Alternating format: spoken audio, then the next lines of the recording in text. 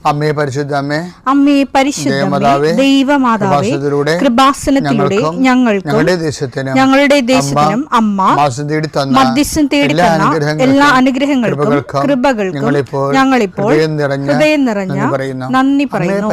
അമ്മേ പരിശുദ്ധമ്മേ ദൈവമാതാവേ, 2004 ഡിസംബർ 7 ഉച്ചകഴിഞ്ഞ് 2:30 കൃപാസനത്തിൽ സംഭവിച്ച അമ്മയുടെ പ്രത്യക്ഷപ്പെടലിനെ കുറിച്ച് തിരുസഭയ്ക്ക് സമർപ്പിച്ചിരിക്കുന്ന പഠനരേഖകളുടെ മേൽ സഭാത്മകമായ പഠനം ആരംഭിക്കുവാൻ ഞങ്ങൾ പ്രാർത്ഥിക്കുന്നു.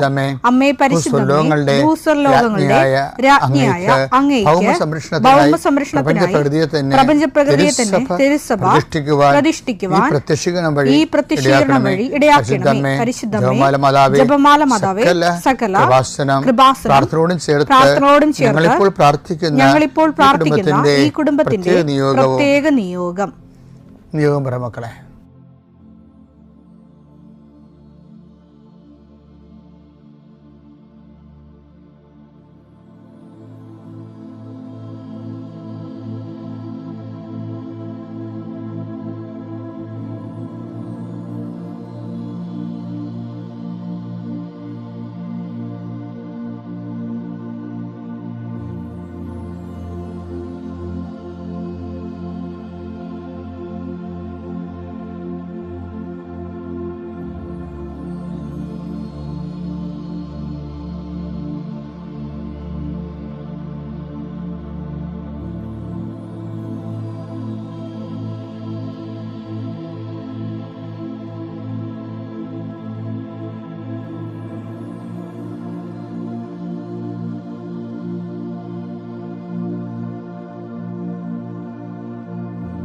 അമ്മയുടെ പ്രത്യക്ഷീകരണത്തിന്റെ ഈ അനുഗ്രഹവേളയിൽ ഞങ്ങൾക്ക് സാധിച്ചു തരുവാൻ കനിയണമേ.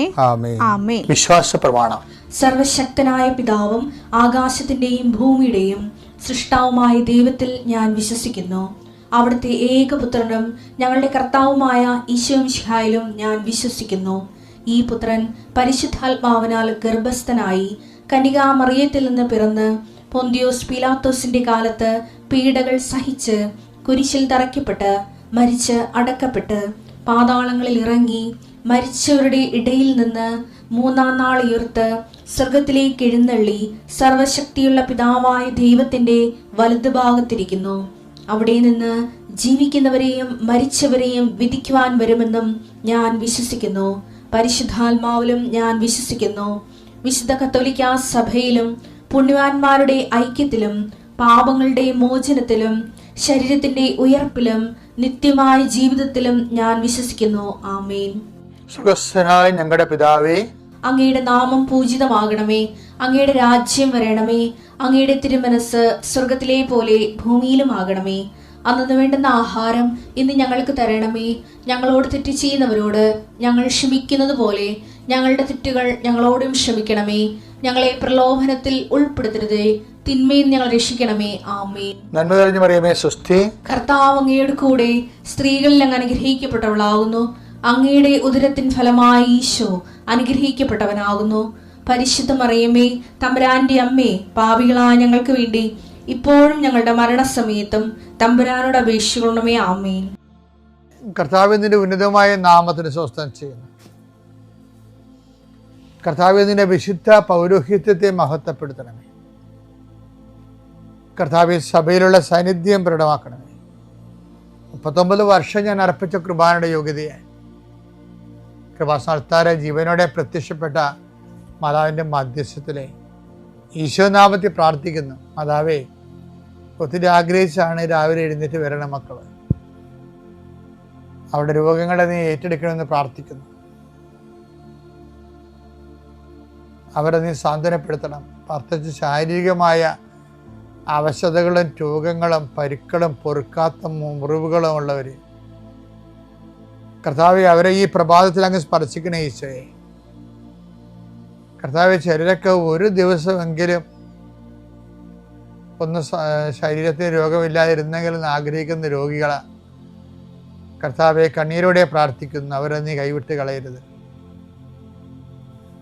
കർത്താവെ, സമാധാനത്തിന് വേണ്ടി പ്രാർത്ഥിക്കുന്നവരുണ്ട്. ഉറക്കം ഇല്ലാത്തവരുണ്ട്. കർത്താവ് ഒരു വീട്ടിൽ തന്നെ താമസിച്ചിട്ട് എല്ലാവരും പരോക്ഷമായിട്ടും പ്രത്യക്ഷമായിട്ടും ഒക്കെ അവഗണിക്കുകയും ഗ്രൂപ്പുകൾ ഉണ്ടാക്കുകയും അതിൻ്റെ ആ ഗ്രൂപ്പിൽ പെടാത്തതിൻ്റെ പേരിൽ ഞെരുക്കപ്പെടുകയും ചെയ്യുന്നവരുണ്ട്. അത്രയും വലിയ തിന്മയുടെ ഭവനത്തിൽ നിന്ന് എവിടെയെങ്കിലും ഓടി ഒളിച്ചാൽ മതിയെന്ന് ഓർത്ത് വിഷമിക്കുന്നവരുണ്ട്. ഈശോയെ, അങ്ങനെ ഒറ്റപ്പെട്ടു പോയവരെ നീ താങ്ങിയെടുക്കണമേ എന്ന് പ്രാർത്ഥിക്കുന്നു. കർത്താവേ, ജപ്തി നടപടികൾ, സാമ്പത്തിക ബാധ്യതകൾ കർത്താവേ ഇറങ്ങിക്കൊടുക്കണമെന്ന് പറഞ്ഞിരിക്കുന്നവർ, പൈസ അടക്കാൻ പറഞ്ഞിരിക്കുന്ന ഡേറ്റുകൾ, പൈസ കൈ തികയാത്തവർ, പൂർണ്ണമായിട്ടും ഇല്ലാത്തവർ, അവരെയൊക്കെ നീ സന്ധിക്കണം. കർത്താവേ, ഞങ്ങൾ 39 വർഷം അർപ്പിച്ച കുർബാനയുടെ യുഗതിയെ കൃപാസ്ഥാനത്താരെ ജീവനോടെ പ്രത്യക്ഷപ്പെട്ട മാതാവിൻ്റെ മധ്യസ്ഥത്തിൽ ഉടമ്പടിയെടുത്ത് പ്രാർത്ഥിച്ച 10,000 മക്കള് നടത്തിയ രാത്രിയും പകലും മഴയത്തും വെയിലത്തും നടത്തിയ പരിശുദ്ധ പ്രവർത്തനത്തിൽ യോഗ്യതയായി കർത്താവെ, കൃപ കുറഞ്ഞിട്ടുള്ള മക്കള് ഈ പ്രാർത്ഥന കൂടുമ്പോൾ അവരുടെ കഴിവ് കൊണ്ടോ സ്വാധീനം കൊണ്ടോ ഇതിന് തീരുമാനം ഉണ്ടാകത്തില്ല എന്ന് അവർക്കറിയാമായിരുന്നിട്ട് ആരും ഞങ്ങളെ സഹായിക്കും, ആരെങ്കിലും കർത്താവ് നീ എന്നെ അയക്കണമേ, ആരെങ്കിലും ഞങ്ങളുടെ കുടുംബത്തിലേക്ക് അയക്കണമേ, ബന്ധുക്കളോ സ്വന്തപ്പെട്ടവരോ ആരും ഇല്ലല്ലോ, അവിടെ പോക്കാരും കാണുന്നില്ലല്ലോ, ആരെങ്കിലും അയക്കണമേ കർത്താവേ, മാതാവേ, നിന്റെ ദൂതയായി ആരെങ്കിലും ഈ വിഷയത്തിൽ അയക്കണമേ എന്ന് പ്രാർത്ഥിക്കുന്ന മക്കൾക്ക് ഇന്ന് 12 മണിക്കുള്ളിൽ ആളെ കിട്ടാൻ പരിശുദ്ധ ദേവമാതാവിൻ്റെ മധ്യസ്ഥയിൽ പ്രാർത്ഥിക്കുന്നു. പരീക്ഷ കുഞ്ഞുങ്ങളെ, പരീക്ഷ എഴുതി കഴിഞ്ഞവർ, നല്ല റിസൾട്ട് പ്രതീക്ഷിക്കുന്നവർ, കർത്താവ് അവസാനത്തെ പരീക്ഷയ്ക്ക് എഴുതിയിട്ട് ഇനി എഴുതാൻ കാശുമില്ല, എഴുതി പരീക്ഷ എഴുതി നാണം കെട്ടവരുണ്ട്. ഈശോയെ, CA പരീക്ഷ പോലുള്ള പരീക്ഷകൾ 9ഉം 10ഉം ഒക്കെ എഴുതി അവർക്ക് തന്നെ നിക്കക്കളിയില്ലാതിരിക്കുന്നവരുണ്ട്. അവരെ ഈ ഒറ്റ പ്രാർത്ഥന കൊണ്ട്, അവരുടെ കഴിവല്ല, ഉടമ്പടി പ്രവർത്തിക്കേണ്ട മനുഷ്യൻ്റെ കഴിവിലല്ല, not by merit but by ഗ്രേസിലാണ്. ആ ഗ്രേസിൻ്റെ ശക്തി യേശു ക്രിസ്തുവിൻ്റെ വിശുദ്ധ രക്തത്തിൽ നിന്നാണ് കൃപയുണ്ടാവണമെങ്കിൽ അത് കർത്താവിൻ്റെ സൗജന്യ ദാനമാണെന്ന് മനസ്സിലാക്കിക്കൊണ്ട് കർത്താവിൻ്റെ കൃപയുടെ ശക്തിയാൽ നിൻ്റെ എല്ലാ അപാകതകളും, എല്ലാ പരിചയക്കുറവുകളും, എല്ലാ പരാധീനതകളും പോരായ്മകളും യേശുനാമത്തിൽ പരിഹരിക്കപ്പെടുകയും നീ യേശുനാമത്തിൽ സൗഖ്യപ്പെടുകയും യേശുനാമം സമാധാനപ്പെടുകയും ചെയ്യട്ടെ. നിത്യപിതാവും പുത്രനും പരിശുദ്ധാത്മാവായ സർവേശ്വരനെ എന്നേക്കുമേ. ഇന്നൊരു രസമുണ്ടായേ. ഇന്നലെ ഞാൻ അൾത്താറയിൽ നിന്നപ്പോൾ എല്ലാ ദിവസവും ഞാൻ ആൾക്കാരെ കാണുമല്ലോ, അപ്പോഴേ ഈ നടുവൊക്കെ ഒടിഞ്ഞ് ആൾക്കാർ താങ്ങിക്കൊണ്ട് വരുന്ന ആൾക്കാരുണ്ടല്ലോ, അവരെ കണ്ടപ്പോൾ എനിക്ക് പ്രത്യേക കരുണ തോന്നിയവരോട് ഞാൻ അവരുടെ കാര്യം ആദ്യം സാധിച്ചു കൊടുത്തു. അവരെ കാര്യമായിട്ട് പരിഗണിച്ച് അവർ സൈത്ത് പൂശി ഈശോയുടെ നാമത്തിൽ പ്രാർത്ഥിച്ച് അവർ നിർത്തി കഷ്ടപ്പെടുത്താതെ പറഞ്ഞു വിട്ടു. അപ്പം എൻ്റെ ഉള്ളൊരു ചിരി വരുന്നുണ്ട്. അത് ഞാൻ എന്നെ തന്നെ ആക്ഷേപിച്ചതാണ് ശരിക്കും. കാര്യം ഈ കൃപാസനത്തിലെ ആൾത്താരുടെ തിരക്ക് കാരണം ഞാൻ എല്ലാവരും ഒരുപോലെയാണ് പരിഗണിച്ചു പോണത്. ചില ആൾക്കാരെ പ്രത്യേകിച്ച് അങ്ങനെ പരിഗണിക്കരുത്. കാര്യം വെച്ച് കഴിഞ്ഞാൽ വിഷയം എന്ന് പറഞ്ഞാലേ, നമുക്ക് കൃപാസനം ടോക്കിൻ്റെ തന്നെ ഒരു രീതി എന്ന് പറയുന്നത് എന്താണ്, കസ്റ്റമർ കെയർ ചെയ്യത്തില്ല ഞങ്ങളാരും. കൃപാസനത്തിൽ വന്ന് എനിക്ക് മനസ്സിലാവും, ഈ ബിസിനസ് സെൻറ്ററിലാണ് കസ്റ്റമർ കെയർ നടത്തുന്നത്. അപ്പോൾ ആ ചേട്ടാ ഇരിക്കും, ചേട്ടാ സുഖമാണ്, ചേട്ടാ വെള്ളം വേണം കുടിക്കാൻ, ആ പോണവരെ അവരെ പിന്തിരിഞ്ഞുകൊണ്ട് അവരെ പാമ്പർ ചെയ്തുകൊണ്ട് നടക്കും. ഇങ്ങനെ ഒരു കെയർ നിങ്ങൾക്ക് കൃപാസനത്തിൽ കിട്ടത്തില്ല, എനിക്കറിയാമല്ലോ. പക്ഷേ അതിന് പകരം വേറെ ഒരു കെയർ കിട്ടും. അത് റഫായിട്ടുള്ള കെയറാണ്. എന്താണ് കാര്യം? കവനൻ കെയർ. കവനൻ്റെ കാര്യത്തിൽ ഞങ്ങളൊരു കോംപ്രമൈസ് ചെയ്യില്ല. ചില ആൾക്കാർ വന്ന് ചോദിക്കും, ഈ ഉടമ്പടി എടുക്കാതെ അച്ഛനെ കാണാൻ വല്ല മാർഗവും ഉണ്ടോ എന്ന് ചോദിക്കുമ്പോൾ ചിലപ്പോൾ അവർ റഫായിട്ട് പറയും, വരാം ചേച്ചാ കൈ തന്നെ ഒന്നും മീൻ പിടിക്കണ്ട, വണ്ടി വിട്ടേക്കാൻ പറയും. അതിൻ്റെ ഞങ്ങൾ എന്താ ഉദ്ദേശിക്കുന്നത് വെച്ച് കഴിഞ്ഞാൽ, ആ കവനൻ്റ് എന്ന് പറയുന്ന ദൈവം എത്രയോ ജനങ്ങൻ്റെ ലോകത്തുണ്ടായിരുന്നു. ഇതിനൊക്കെ ലക്ഷക്കണക്കിന് മനുഷ്യർ അത് അനുഭവിച്ചു. ഇന്നും എന്തുമാത്രം അക്രൈസ്തവരാണ് അൾത്താരയിൽ ഇന്നലെ കരഞ്ഞുകൊണ്ട് സാക്ഷ്യം പറയണത് ദൈവത്തെ അനുഭവിച്ചിട്ട്. അതൊക്കെ ഓർക്കുമ്പോഴേ, അതായത് ഒരു ദിവസം ഇന്നലെ കിട്ടിയ ഒരു സാക്ഷ്യം എന്നറിയാമോ? അതായത് ഒരു ചേച്ചിയുടെ ഒരു പ്രധാനപ്പെട്ട വിഷയം, അവരിങ്ങനെ തുപ്പി തുപ്പി നടക്കും, ഭക്ഷണം കഴിക്കത്തുമില്ല. അപ്പോൾ അവരെ മെലിഞ്ഞ ആള് ആൾക്കാരെ പിടിച്ചു കൊണ്ടാണ് കൊണ്ടുവരുമ്പോൾ അവർ വന്നപ്പോൾ തന്നെ അവർ വീണ് കഴിഞ്ഞ ശേഷം അവർക്ക് ബോധം വന്നപ്പോൾ, അതാ മാതാവിൻ്റെ തിരുസേന വന്നപ്പോൾ അവർ ബോധം വന്നപ്പോൾ അവർ ഭക്ഷണം കഴിക്കാൻ തുടങ്ങി. അവർ ഭക്ഷണം കഴിക്കേണ്ട അവരുടെ മകൾ കരഞ്ഞുപോയി. കാര്യം മാസങ്ങളായി അമ്മ ഭക്ഷണം കഴിച്ചിട്ട്. അപ്പം അമ്മ ആ കെട്ടഴിച്ച് വിട്ട്. പക്ഷെ എന്നാലും തുപ്പൽ മാറുന്നില്ല. അൾത്താരയിൽ അവർ വരുമ്പോൾ അവർക്ക് വേറെ എന്തോ അസുഖമൊക്കെ പറഞ്ഞ് അൾത്താര വരികയാണെങ്കിലും ഞാൻ സൈത്തെടുക്കുമ്പോൾ ഈശോ എന്നെ കൊണ്ട് അവിടെ തൊണ്ടയിൽ കുരിശിടാൻ പറഞ്ഞു. അങ്ങനെ ഞാൻ തൊണ്ടയിൽ കുരിശിട്ട്. അതോടുകൂടി അവളുടെ തുപ്പൽ നിർത്തി. എത്രയോ വർഷങ്ങളുടെ തുപ്പലാണ്, ഭക്ഷണം കഴിക്കാതെ. അപ്പോൾ ഇത് കാണുമ്പോൾ ദൈവത്തിനെ അനുഭവിച്ച് കഴിയുമ്പോൾ ആ മകള് കരഞ്ഞുകൊണ്ടാണ് സാക്ഷ്യം പറയുന്നത്, കരഞ്ഞുകൊണ്ട്. അപ്പോൾ ഉടമ്പടി ഇതിനകം എത്രയോ ലക്ഷങ്ങൾ അത് യേശുവിനെ ആദ്യമായിട്ടും കണ്ടുമുട്ടുന്നവർ പോലും ദൈവത്തെ അനുഭവിക്കുകയാണ്. അപ്പം ദൈവത്തെ അനുഭവിക്കുമ്പോൾ ഞങ്ങളെപ്പോഴും ചെയ്യണത് എന്താണ്? ഞങ്ങൾ കസ്റ്റമറിനെ കെയർ ചെയ്യത്തില്ല, പക്ഷെ കവനൻ്റെ കെയർ ചെയ്യും. ആദ്യം നിങ്ങൾ ദൈവരാജ്യത്തെയും അതിനെ നീതിയെയും കുറിച്ച് ഞാൻ അന്വേഷിക്കുക. അതാണ് കവനൻ കെയർ എന്ന് പറയുന്നത്. മത്തായി 6:33 നിങ്ങൾ ആദ്യം അവിടുത്തെ രാജ്യവും അവിടുത്തെ നീതിയും അന്വേഷിക്കുക, അതോടൊപ്പം മറ്റുള്ളവയെല്ലാം നിങ്ങൾക്ക് ലഭിക്കും. കവനന്റെ കൃത്യവും വൃത്തിയായിട്ട് എടുക്കാൻ വേണ്ടി, അത് ജീവിക്കാൻ വേണ്ടി ഞങ്ങൾ ഞങ്ങളെ ട്രെയിൻ ചെയ്യും. പിന്നെ കവനനെ തെറ്റിക്കുന്നവരോട് വളരെ ശാസനാപൂർവ്വം സംസാരിക്കും.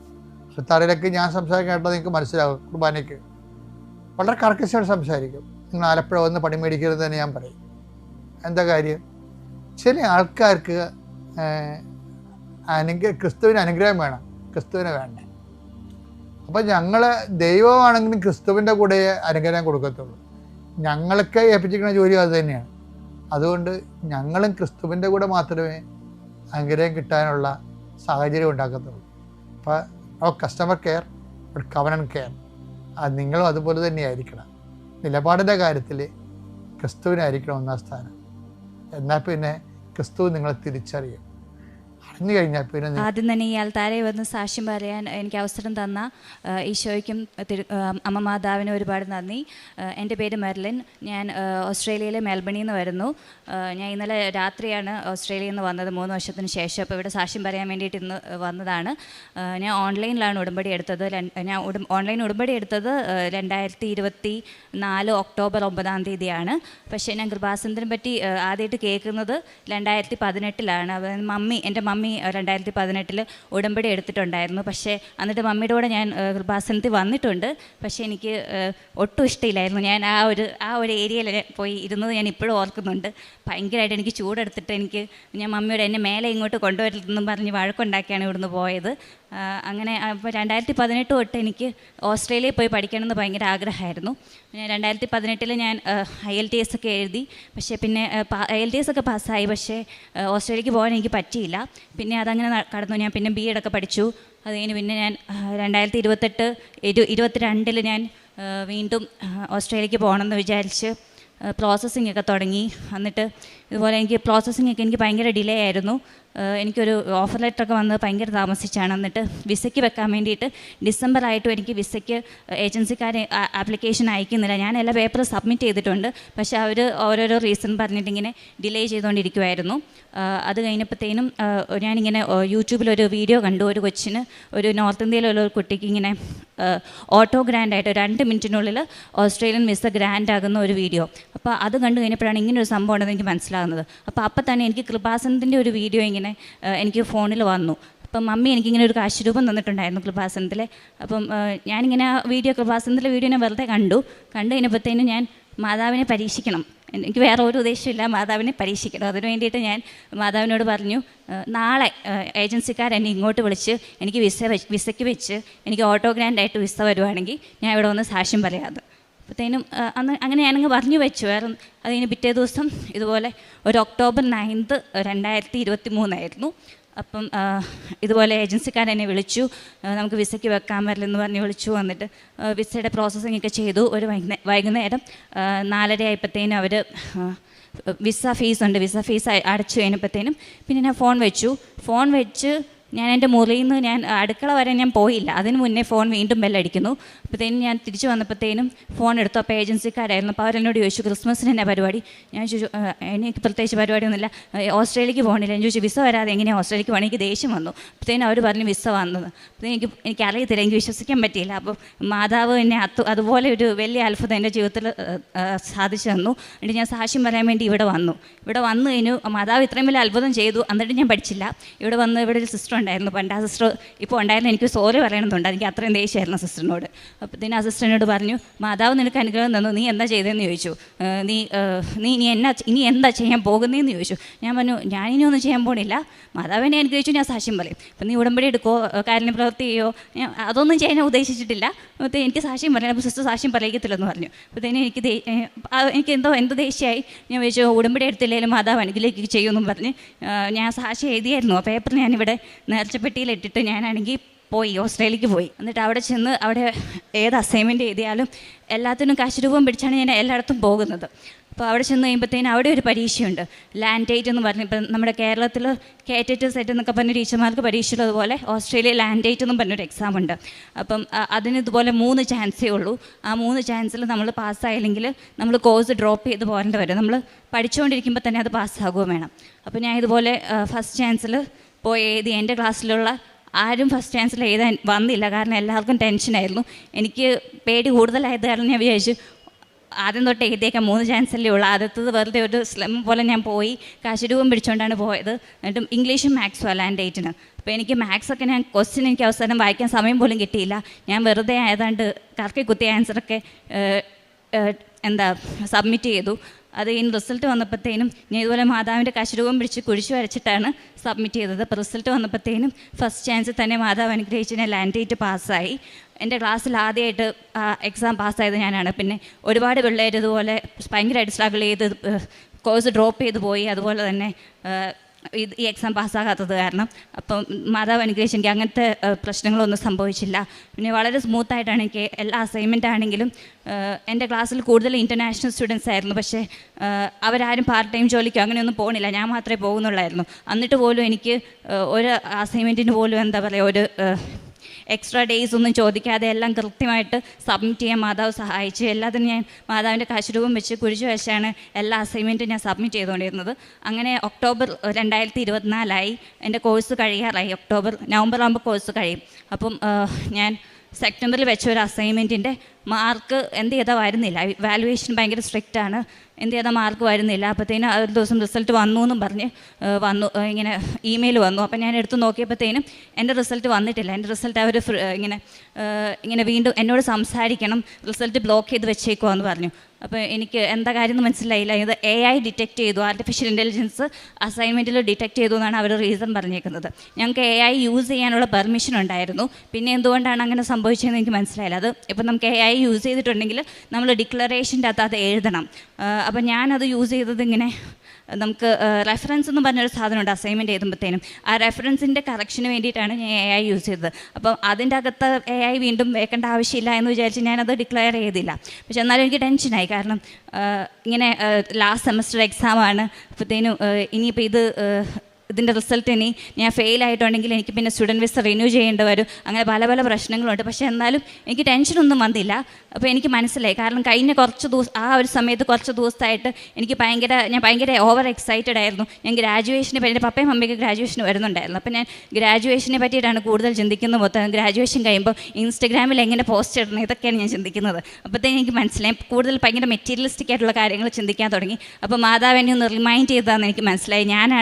ഞാൻ ബ്ലെസ് ചെയ്തതുകൊണ്ട് മാത്രമാണ് നീ 2 കൊല്ലം ഇവിടെ അസൈൻമെൻ്റ് എല്ലാം പാസ്സായി ഇവിടെ സർവേ ചെയ്തത്. ഇപ്പം നീ ഇങ്ങനെ വേറെ കാര്യങ്ങളൊക്കെ ആലോചിച്ചുകൊണ്ടിരിക്കുക അല്ലേ എന്ന് മാതാവിനെ റിമൈൻഡ് ചെയ്തതാണെന്ന് എനിക്ക് മനസ്സിലായി. അപ്പോഴത്തേനും എന്നാലും എനിക്ക് ഉടമ്പടി എടുക്കാൻ പേടിയായിരുന്നു. അപ്പം ഞാൻ ലൈറ്റ് ക്യാൻഡിൽ പ്രെയർ ഇടാമെന്ന് വിചാരിച്ച് ലാപ്ടോപ്പ് പറഞ്ഞു. അപ്പോൾ എനിക്ക് ലൈറ്റ് ക്യാൻഡിൽ പ്രെയർ എന്ത് ചെയ്താൽ എനിക്ക് സബ്മിറ്റ് ചെയ്യാൻ പറ്റുന്നില്ല. അപ്പോൾ ഞാൻ വിചാരിച്ചു വെറുതെ ഉടമ്പടിയുടെ ആ ഒരു സെക്ഷൻ ഞാൻ ഓപ്പൺ ചെയ്തു. അപ്പോഴത്തേനും എന്നിട്ട് ഉടമ്പടി 6 നിയോഗമൊക്കെ വെക്കാൻ പറഞ്ഞു. എനിക്ക് എന്താ വെക്കേണ്ടതെന്നൊന്നും അറിയത്തില്ല. ഞാൻ ആദ്യത്തെ നിയോഗം ഈ അസൈൻമെൻറ്റ് എനിക്ക് എങ്ങനെയെങ്കിലും ഡിസംബറിൽ കോഴ്സ് കഴിഞ്ഞ് പാസ്സാകണമെന്ന് വെച്ചു. ബാക്കി എനിക്ക് സമാധാനം വേണം, മനസ്സമാധാനം വേണമെന്ന് മാത്രമേ ഞാൻ എഴുതിയുള്ളൂ. വേറെ ഞാൻ നിയോഗമൊന്നും എഴുതിയില്ല. അങ്ങനെ എന്നിട്ട് ഞാൻ ഇതുപോലെ മാതാവിനോട് പ്രാർത്ഥിച്ചു. ഇപ്പം എൻ്റെ റിസൾട്ടിന് കുഴപ്പമൊന്നുമില്ലെങ്കിൽ നാളെ എനിക്ക് ക്ലാസ്സുണ്ട്. ക്ലാസ്സിൽ ചെന്ന് കഴിയുമ്പോഴത്തേനും എന്നെ പഠിപ്പിക്കുന്ന ആ ടീച്ചർ ഒരു ഗ്രേ കളർ, ഞാൻ ഇങ്ങനെ സാക്ഷ്യത്തിലൊക്കെ ഇങ്ങനെ കേട്ടിട്ടുണ്ട്, അപ്പം ഗ്രേ കളറുള്ള ഒരു ഡ്രസ്സ് ഇട്ടുകൊണ്ട് വരുവാണെങ്കിൽ മാതാവ് അവിടുത്തെ എൻ്റെ എല്ലാ തടസ്സവും മാറ്റി എൻ്റെ അസൈൻമെൻറ്റിന് കുഴപ്പമൊന്നും ഇല്ല എന്നുള്ളത് എനിക്ക് മനസ്സിലാകുമെന്ന് അതൊരു അടയാളമായിട്ട് എനിക്ക് കാണിച്ചു തരണമെന്ന് പറഞ്ഞു. അങ്ങനെ ഞാൻ പിറ്റേ ദിവസം യൂണിവേഴ്സിറ്റിയിൽ പോയി. അപ്പോൾ എനിക്ക് മനസ്സിലായി എൻ്റെ ക്ലാസ്സിലുള്ള എല്ലാവരും ഇതുപോലെ പലരും ഫെയിലായി. പിന്നെ കുറേ പേരുടെ അസൈൻമെൻറ്റ് ഇതുപോലെ ബ്ലോക്ക് ചെയ്ത് വെച്ചേക്കാണ്. എല്ലാവരും ഭയങ്കര സ്ട്രെസ്സായിട്ടായിരിക്കുന്നത്. അപ്പോഴത്തേനും ക്ലാസ്സിൽ ടീച്ചർ കയറി വന്നു. അപ്പോൾ ഈ ടീച്ചർ ഒരു ഗ്രേ കളർ സ്കേർട്ടാണ് ഇട്ടേക്കുന്നത്. അപ്പോൾ എനിക്ക് ഉറപ്പായി മാതാവ് എനിക്ക് അടയാളം തന്നു, എൻ്റെ അസൈൻമെൻറ്റിന് കുഴപ്പമൊന്നുമില്ല, ഞാൻ പാസ്സാകുമെന്ന് എനിക്ക് ഉറപ്പായി. അപ്പോൾ അന്ന് വൈകുന്നേരം എനിക്ക് സൂമിൽ ഓൾറെഡി ഒരു സെഷൻ ഈ ടീച്ചറും കോഴ്സ് കോർഡിനേറ്ററുമായിട്ട് വെച്ചിട്ടുണ്ടായിരുന്നു. അപ്പം ഞാൻ എന്നിട്ട് ഒരു ടെൻഷനൊന്നും ഇല്ലായിരുന്നു. എന്നിട്ട് ഞാൻ കാശുരൂപം പിടിച്ചുകൊണ്ട് ഇവരോട് സംസാരിച്ചപ്പോൾ ഞാൻ പറഞ്ഞു ഇതുപോലെയൊക്കെയാണ് ഞാൻ റെഫറൻസിങ്ങിന് വേണ്ടിയിട്ടാണ് യൂസ് ചെയ്തേക്കുന്നത്. അപ്പോൾ അവർ പറഞ്ഞു ഓക്കെ അത് ഡിക്ലെയർ ചെയ്താൽ മതി, അപ്പം കുഴപ്പമൊന്നുമില്ല. പിന്നെ അവരെന്നോട് സോറി പറഞ്ഞു, ഇങ്ങോട്ട് സ്ട്രെസ് ആക്കിയതിന് സോറി പറഞ്ഞു. എന്നിട്ട് അടുത്ത അസൈൻമെൻറ്റ് എങ്ങനെയാണ് ചെയ്യേണ്ടതെന്ന് അതൊന്നും അങ്ങനെയൊന്നും അവർ പറഞ്ഞു തരില്ലാത്ത അതും കൂടെ എനിക്ക് ആ സൂം സെക്ഷനിൽ അവരിങ്ങോട്ട് പറഞ്ഞു തന്ന്. അപ്പം അതുപോലെ എൻ്റെ റിസൾട്ട് വന്നപ്പോഴത്തേനും പലരും ഫെയിലായ അസൈൻമെൻറ്റ് എനിക്ക് 70% മാർക്കുണ്ടായിരുന്നു. അപ്പോൾ അത്രയും വലിയൊരു അനുഗ്രഹം തന്ന അമ്മ മാതാവിന് ഒരുപാട് നന്ദി. പിന്നെ അതിനുശേഷം ഉടമ്പടി എടുത്തതിന് ശേഷം പിന്നെ എനിക്ക് ഉടമ്പടി എന്നുള്ള പേടി, അത്രയും നാളെ എനിക്ക് ഉടമ്പടി എടുക്കാൻ പേടിയായിരുന്നു. ഉടമ്പടി എടുത്തു കഴിഞ്ഞ് എനിക്ക് പിന്നെ എന്താ പറയുക, എനിക്ക് ഭയങ്കര സമാധാനമാണ്. എനിക്ക് പിന്നെ എന്തെങ്കിലും എനിക്ക് സ്ട്രെസ് ഫീൽ ചെയ്താൽ ഞാൻ ധ്യാനം കൂടും. യൂട്യൂബിൽ വേറെ എന്തെങ്കിലും വീഡിയോ കാണുന്നതിന് പകരം ഞാൻ വേറെ എന്തെങ്കിലും വീഡിയോ കാണാൻ വേണ്ടിയായിരിക്കും എടുക്കുന്നത്. പക്ഷേ അവസാനം ഞാൻ അത് നിർത്തിയിട്ട് കൃപാസനത്തിൻ്റെ സാക്ഷ്യം അല്ലെങ്കിൽ അച്ഛൻ്റെ ധ്യാനമൊക്കെ കാണും. അപ്പോൾ എനിക്ക് എന്തെങ്കിലും ഒരു പ്രശ്നമുണ്ടെങ്കിൽ അച്ഛൻ്റെ ധ്യാനം വെച്ച് കഴിയുമ്പോഴത്തേനും കറക്റ്റായിട്ട് എനിക്ക് എന്താണോ വേണ്ടത് അത് തന്നെ അച്ഛൻ പറയും ആ ധ്യാനത്തിൻ്റെ അകത്ത്. അങ്ങനെ എനിക്ക് പലപ്പോഴും ഫീൽ ചെയ്തിട്ടുണ്ട്. അപ്പം പിന്നെ അതുപോലെ എനിക്ക് ഓസ്ട്രേലിയയിൽ നമുക്ക് കോഴ്സ് കഴിഞ്ഞ് ഞാൻ മാസ്റ്റർ ഓഫ് ടീച്ചിങ് എന്ന് പറഞ്ഞൊരു കോഴ്സാണ് പഠിച്ചത്. അപ്പം നമുക്ക് ടീച്ചിങ് ലൈസൻസ് എടുക്കണമെങ്കിൽ നമുക്ക് അവിടെ VIT രജിസ്ട്രേഷൻ എടുക്കണം. അപ്പോൾ രജിസ്ട്രേഷൻ എടുക്കണമെങ്കിൽ നമുക്ക് IELTS വളരെ ഉയർന്ന ഒരു സ്കോർ വേണം. അപ്പം നമ്മളിവിടെ ഓസ്ട്രേലിയ പഠിക്കാൻ പോകാൻ വേണ്ടി തന്നെ നമ്മൾ IELTS 877 എന്നുള്ള അത്രയും സ്കോർ, അത് PTE അല്ലെങ്കിൽ IELTS അത്രയും സ്കോർ മേടിച്ചിട്ടാണ് നമ്മൾ പഠിക്കാൻ പോകുന്നത്. പിന്നെ അവിടെ ചെന്ന് കഴിഞ്ഞിട്ട് പിന്നെ ഒരു എൻട്രൻസ് എക്സാം ഉണ്ട്, അതും ഇംഗ്ലീഷ് ടെസ്റ്റാണ്, അതും എഴുതും. പിന്നെ ഈ ലാൻഡേജ് എന്ന് പറഞ്ഞാൽ അതിലും ഇംഗ്ലീഷ് ടെസ്റ്റ്. അപ്പോൾ ഇങ്ങനെ ഓൾറെഡി 3 ഇംഗ്ലീഷ് ടെസ്റ്റ് പാസ്സായിട്ടാണ് നമ്മളവിടെ പഠിക്കുന്നത്. അപ്പോൾ എനിക്കൊരു ഇതുണ്ടായിരുന്നു, ഇതെന്തിനായി വീണ്ടും ഇംഗ്ലീഷ് ടെസ്റ്റ് ഇങ്ങനെ, ഇത് മാതാവേ ഇതെന്തൊരു അൺഫെയർ ആയി ഗവൺമെൻറ് ചെയ്യുന്നത്, ഇവർക്ക് ഈ നിയമം ഒന്ന് മാറ്റിക്കൂടെ എന്ന് ഞാൻ മാതാവിനോട് ഇടയ്ക്കിടയ്ക്ക് ചോദിക്കും. ഞാൻ ആക്ച്വലി അവിടുത്തെ ഈ VITക്കൊക്കെ ഇമെയിലൊക്കെ അയച്ചിട്ടുണ്ട്, പക്ഷേ ഇമെയിലൊന്നും പോയിട്ടൊന്നുമില്ല. അവസാനം ഞാൻ മാതാവിനോട് പറഞ്ഞു, മാതാവ് എന്തെങ്കിലും ഒരു നിയമം ഒന്ന് മാറ്റണം, അവിടെ പഠിച്ചവർക്ക് വീണ്ടും IELTS എഴുതണ്ട, പഠിച്ചവർക്ക് എല്ലാവർക്കും രജിസ്ട്രേഷൻ കിട്ടുമെന്നൊരു റൂൾ അവിടെ വരണമെന്നും പറഞ്ഞ് ഞാൻ മാതാവിനോട് പറഞ്ഞു. അങ്ങനെ പറഞ്ഞിട്ട് ഫലമായിട്ടുണ്ട്. പക്ഷേ ഞാൻ പിന്നെ പോയി IELTS എഴുതി എനിക്ക് എല്ലാത്തിനും ഭയങ്കര സ്കോർ കിട്ടി, ഒരെണ്ണത്തിന് മാത്രം കിട്ടിയില്ല. അപ്പോഴത്തേനും എനിക്ക് മനസ്സിലായി അതെന്തായിരിക്കും അങ്ങനെ വന്നേന്ന് ഞാൻ വിചാരിച്ചു. എന്താ മാതാവിനെ കാശുരൂപൊക്കെ പിടിച്ച് പോയതാണല്ലോ, എൻ്റെ ഒരെണ്ണത്തിന് മാത്രം കിട്ടിയില്ലല്ലോ എന്ന് വിചാരിച്ചു. അപ്പോഴത്തേനും അന്ന് തന്നെ ഓസ്ട്രേലിയൻ ഗവൺമെൻറ്റിൻ്റെ നിയമം മാറിയ ഒരു നോട്ടിഫിക്കേഷൻ എനിക്ക് വന്നു. അതായത് ഇനി തൊട്ട് അവിടെ പഠിച്ചവർക്ക് വീണ്ടും ഇംഗ്ലീഷ് റിക്വയർമെൻറ്റ് ഇംഗ്ലീഷ് ടെസ്റ്റ് വീണ്ടും എഴുതേണ്ട കാര്യമില്ല. അതായത് എനിക്ക് നേരിട്ട് ആപ്ലിക്കേഷൻ അയക്കാം. ഈ നിയമം സ്റ്റാർട്ടാകുന്നത് ഡിസംബർ 7 തീയതി 2024 തൊട്ടായിരുന്നു. അപ്പോൾ ആ ഡിസംബർ 7 കണ്ടപ്പോൾ തന്നെ എനിക്ക് മനസ്സിലായി ഇത് മാതാവായിട്ട് മാറ്റിയതാണ്, മാതാവ് എനിക്ക് വേണ്ടിയിട്ട് ഓസ്ട്രേലിയയിലെ നിയമം തന്നെ മാറ്റിയെന്ന് എനിക്ക് മനസ്സിലായി. അപ്പം അതിന് മാതാവിനോട് ഒരുപാട് നന്ദിയുണ്ട്. പിന്നെ കാരുണ്യ പ്രവൃത്തിയായിട്ട് ഞാൻ എനിക്ക് ഫിനാൻഷ്യലി എന്നെക്കൊണ്ട് ഓസ്ട്രേലിയയിലായത് കാരണം ഞങ്ങൾക്ക് ലിമിറ്റേഷനുണ്ട്. അപ്പം ഫിനാൻഷ്യലി എന്നെക്കൊണ്ട് സാധിക്കുന്നവർക്കൊക്കെ ഞാൻ ഓൺലൈനിലായിട്ട് സഹായിക്കാറുണ്ട്. അവിടെ ഒരു കുട്ടികൾക്ക് വേണ്ടിയിട്ടുള്ളൊരു ഹോസ്പിറ്റലുണ്ട്. അപ്പോൾ അവിടെ ഞാൻ എല്ലാ മാസവും അവർക്കൊരു എമൗണ്ട് ഇങ്ങനെ ഡൊണേറ്റ് ചെയ്യാറുണ്ട്. അതാണ് ഞാൻ മെയിനായിട്ട് ചെയ്യുന്ന കാരുണ്യ പ്രവൃത്തി. ഉടമ്പടി എടുത്തത് വഴിയായിട്ട് എൻ്റെ ജീവിതത്തിൽ എനിക്ക് ഒരുപാട് മാറ്റം സംഭവിച്ചിട്ടുണ്ട്. അതായത് ഞാൻ എന്ത് കാര്യങ്ങൾ എല്ലാ കാര്യത്തിനും ഒരു പോസിറ്റീവായിട്ട് ചിന്തിക്കാൻ, ഇപ്പോൾ എന്തൊക്കെ പ്രശ്നങ്ങളുണ്ടായാലും മാതാവ് കൂടെ ഉണ്ടാകും. മാതാവ് അതിനൊരു ഇപ്പോൾ എന്തെങ്കിലും എന്ത് കാര്യത്തിനൊരു താമസം ഉണ്ടായാലും ഒരു തടസ്സം ഉണ്ടായാലും അത് എന്തെങ്കിലും വലുത് എനിക്ക് തരാൻ വേണ്ടിയിട്ടുള്ള തടസ്സമാണെന്ന് അങ്ങനെ ഒരു തോട്ട് എനിക്കിപ്പോൾ ഉണ്ട്. പിന്നെ എന്ത് തടസ്സം വന്നാലും അത് മാതാവ് നോക്കിക്കോളൂ എന്ന് എനിക്ക് ഉറപ്പാണ്. ഇന്ന് ഇപ്പം ഇവിടെ വന്ന് തീർത്ഥാടന ഉടമ്പടി എടുത്തു, ഞാൻ കുറച്ച് നിയോഗങ്ങളൊക്കെ എഴുതിയിട്ടുണ്ട്. എനിക്ക് ഉറപ്പാണ് മാതാവ് അതൊക്കെ സാധിച്ചു തരും എന്നുള്ളത്. ഇനിയിപ്പോൾ എത്ര താമസം വന്നാലും എനിക്ക് കംപ്ലയിൻ്റ് ഒന്നുമില്ല. കാരണം എനിക്ക് ഉറപ്പാണ് ഇപ്പം ഇനിയിപ്പോൾ അതല്ല മാതാവ് വിചാരിച്ചില്ലെങ്കിൽ അതിലും ഞാൻ എഴുതിയേക്കുന്നതല്ല മാതാവിന് വേണ്ടതെങ്കിൽ മാതാവും ഈശോയും എന്താണ് തീരുമാനിച്ചിരിക്കുന്നത് അത് തന്നെ സംഭവിക്കാൻ വേണ്ടിയിട്ട് ഞാൻ പ്രാർത്ഥിക്കുന്നു. ഇത്രയും അനുഗ്രഹങ്ങൾ എനിക്ക് തന്ന ഈശോയ്ക്കും തിരുക്കുമാരനും ഒരുപാട് നന്ദി. ദൈവമാതാവിനും ഈശോ മിശിഹായ്ക്കും 1000 നന്ദി. എൻ്റെ പേര് ആഷ്ലി. ഞങ്ങൾ സ്ഥലം പെരുമ്പാവൂരാണ്. ഞങ്ങൾ UK സെറ്റിൽഡാണ്. ഇതെൻ്റെ ഹസ്ബൻഡ് ജൽബിൻ. ഞാൻ ഉടമ്പടി എടുക്കുന്ന എൻ്റെ മോൾക്ക് വേണ്ടിയിട്ടാണ്. 2025 ഫെബ്രുവരി 17 ഉടമ്പടി എടുക്കാനുള്ള കാരണം, പ്രഗ്നൻ്റ് ആയിരുന്നപ്പം 5ാം മാസ സ്കാനിങ്ങിൽ തലയിൽ 2 സിസ്റ്റും പിന്നെ നക്കൽ ഫോൾ തിക്നെസ്സും ഉണ്ടായിരുന്നു. അതൊരു ക്രോമസോമൽ അബ്നോർമാലിറ്റി അല്ലെങ്കിൽ ജനറ്റിക് കണ്ടീഷന് ചാൻസ് ഉണ്ടെന്ന് അന്ന് സ്കാൻ ചെയ്തപ്പോൾ സംശയം പറഞ്ഞു. അതുകൊണ്ട് ഞങ്ങൾ ഒത്തിരി ടെൻഷൻ അടിച്ചു. അങ്ങനെ ഞങ്ങൾ മാതാപിതാക്കളോട് പറഞ്ഞപ്പം അവർ പറഞ്ഞു പ്രാർത്ഥിക്കാൻ പറഞ്ഞു.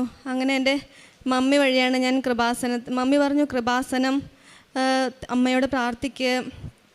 കാരണം മമ്മി 2 വർഷമായിട്ട് സ്ഥിരമായിട്ട് ഇവിടുത്തെ പ്രാർത്ഥനകൾ കൂടുകയും വരികയൊക്കെ ചെയ്യുമായിരുന്നു. സാക്ഷ്യം പറയാൻ നേരെ എന്ന് പറഞ്ഞു. അത് പ്രകാരം ഞാൻ നേർന്നു. ഒരു ആരോഗ്യമുള്ള കുഞ്ഞിനെ തന്നാൽ ഞാനിവിടെ വന്ന് സാക്ഷ്യം പറഞ്ഞേക്കാമേ അമ്മേ എന്ന് നേർന്നു. അങ്ങനെ ഒരാഴ്ചയ്ക്ക് ശേഷം ഞങ്ങൾക്ക് കുറച്ചും കൂടെ ഡീറ്റെയിൽ സ്കാൻ ഫീറ്റൽ മെഡിസിൻ്റെ സ്കാനിങ് ലഭിച്ചു. അതിനും ഇതേപോലെ തന്നെ സിസ്റ്റം ഈ പ്രശ്നമൊക്കെ ഉണ്ടായിരുന്നു. അങ്ങനെ ഞങ്ങൾ പ്രാർത്ഥന കണ്ടിന്യൂ ചെയ്തു. പ്രത്യാശയോടെ തന്നെ ഞങ്ങൾ മുന്നോട്ട് പോയി. ഞാൻ ഫെബ്രുവരി മാസം 17-ാം തീയതി ഉടമ്പടി എടുത്തു. ഓൺലൈനിൽ ഉടമ്പടി എടുത്തു. പ്രത്യക്ഷീകരണ പ്രാർത്ഥന ചൊല്ലി പ്രാർത്ഥിക്കാൻ തുടങ്ങി. 5:30-ക്കുള്ള ഡെയിലി ബ്രെഡിൽ സ്ഥിരമായി പങ്കെടുക്കുകയും ഒക്കെ ചെയ്തു. നേർച്ച വസ്തുക്കളൊക്കെ ഉപയോഗിച്ച് പ്രാർത്ഥിക്കാൻ തുടങ്ങി. അങ്ങനെ ഞങ്ങൾ 1 മാസത്തിന് ശേഷം വീണ്ടും ഒരു സ്കാനിങ് ലഭിച്ചപ്പം അതിൽ സിസ്റ്റ് കൂടിയതായിട്ടാണ് കണ്ടത്. സിസ്റ്റ് കുറഞ്ഞു, പക്ഷേ നക്കൽ ഫോൾ തിക്നെസ് എന്ന് പറഞ്ഞ സംഭവം അത് കൂടിയതായിട്ടാണ് കണ്ടത്. അങ്ങനെ ഞങ്ങൾ പ്രാർത്ഥന കൈവിട്ടില്ല. മാതാവിൽ പ്രത്യാശ അർപ്പിച്ചു. എന്തു വന്നാലും മാതാവ് ഞങ്ങളെ കൈവിടില്ല എന്ന് ഞങ്ങൾക്ക് ഉറപ്പായിരുന്നു. അങ്ങനെ ഞങ്ങൾ പിന്നെ ഞങ്ങൾക്ക് സ്കാനിങ് റിക്വസ്റ്റ് ചെയ്തെങ്കിലും കുഞ്ഞിൻ്റെ ഗ്രോത്ത് എല്ലാം ഓക്കെ ആയിരുന്നു. അതുകൊണ്ട് നോർമൽ സ്കാനാണ് ലഭിച്ചത്. ഞങ്ങൾക്ക് ഡീറ്റെയിൽഡ് ആയിട്ടുള്ള ഫീറ്റൽ മെഡിസിൻ്റെ സ്കാനിങ് ലഭിച്ചില്ല. അപ്പോൾ എനിക്ക് സംശയമായി കുഞ്ഞിൻ്റെ ഇത് കുറഞ്ഞു. കാരണം ഗ്രോത്ത് വൈസ് കുഞ്ഞ് ഓക്കെയാണ്. അപ്പം എന്താണെന്നൊന്നും അറിയില്ല. അപ്പം ഞാൻ മാതാവിനോട് പ്രാർത്ഥിച്ചു, മാതാവേ എല്ലാവർക്കും എന്തെങ്കിലും ഒരു പ്രസൻസ് മാതാവ് കൊടുക്കുന്നുണ്ട്, മാതാവിൻ്റെ പലതരത്തിൽ. അങ്ങനെ എനിക്കും എന്തെങ്കിലും ഒരു സൂചന തരണേ. അങ്ങനെയാണ് എനിക്ക് പ്രത്യാശയോടെ മുന്നോട്ട് പോകാമല്ലോ എന്ന് ഞാൻ മാതാവിനോട് പ്രാർത്ഥിച്ചു. ഒരു ദിവസം രാവിലെ 5:30-ക്ക് ഡെയിലി ബ്രെഡ് കണ്ടുകൊണ്ടിരുന്നപ്പോഴായിരുന്നു അത്. അന്നത്തെ അച്ഛൻ്റെ ടോക്കിലും അത് തന്നെയായിരുന്നു വിഷയം. അതിനെക്കുറിച്ചാണ് അച്ഛൻ സംസാരിച്ചതും. അപ്പം തന്നെ എനിക്ക് പെട്ടെന്നൊരു റോസാപ്പൂവിൻ്റെ സ്മെല്ല് അനുഭവപ്പെട്ടു. അത് ശരിക്കും കരച്ചിൽ വന്നു. ഞാൻ കരഞ്ഞു. എനിക്ക് മനസ്സിലായി മാതാവ് എൻ്റെ കൂടെ ഉണ്ടെന്ന് എനിക്ക് മനസ്സിലായി. അതിനുശേഷം എനിക്ക് പേടി തോന്നിയിട്ടില്ല. ഞാൻ പ്രത്യാശയോടെ തന്നെ ഞങ്ങൾ മുന്നോട്ട് നീങ്ങി. ഞങ്ങൾക്ക് ടെൻഷൻ അടിക്കേണ്ടി വന്നിട്ടില്ല. ഞാൻ പ്രാർത്ഥനകൾ കണ്ടിന്യൂ ചെയ്തു. ഞാൻ സാക്ഷ്യം കേൾക്കാൻ തുടങ്ങി. പ്രത്യക്ഷ പ്രാർത്ഥന ചെല്ലും. പിന്നെ എല്ലാം അതുപോലെ തന്നെ മുന്നോട്ട് പോയി. ജൂൺ 6-ാം തീയതി കുഞ്ഞ് ജനിച്ച് ഞങ്ങളൊരു ഹോസ്പിറ്റലിൻ്റെ ജനറേഷൻ സ്റ്റഡിയുടെ ഭാഗമായിട്ട് ഒരു റിസർച്ചിൽ പങ്കെടുത്തായിരുന്നു. അതായത് എന്തെങ്കിലും ജനറ്റിക് കണ്ടീഷനോ ക്രോമസോമൽ അങ്ങനെ എന്തെങ്കിലും 200 ടൈപ്പ് അസുഖങ്ങൾ കുഞ്ഞിന് ഉണ്ടോ എന്നുള്ള സ്റ്റഡി. ഞങ്ങൾ റിസർച്ചിൻ്റെ ഭാഗമായിട്ട് പങ്കെടുത്താണ്. അപ്പോൾ അതിൻ്റെ റിസൾട്ട് കുഞ്ഞ് ജനിച്ച് 3 മാസത്തിന് ശേഷം വന്നു. ഒരു കുഴപ്പമില്ല, നോർമൽ ബേബി, ഒരു അസുഖവുമില്ല എൻ്റെ കുഞ്ഞിന്, അങ്ങനത്തെ ഒരു അസുഖമില്ല എന്നുള്ള റിസൾട്ടാണ് ഞങ്ങൾക്ക് വന്നത്. ഞങ്ങൾക്കിത് കേട്ടപ്പോൾ ഭയങ്കര ആശ്വാസമായി. ഞങ്ങൾക്കിങ്ങനെ സാധിച്ചു തന്നതിന് പരിശുദ്ധ മാതാവിന് ഒരുപാട് നന്ദി, ഈശോമിശിഹായ്ക്കും നന്ദി.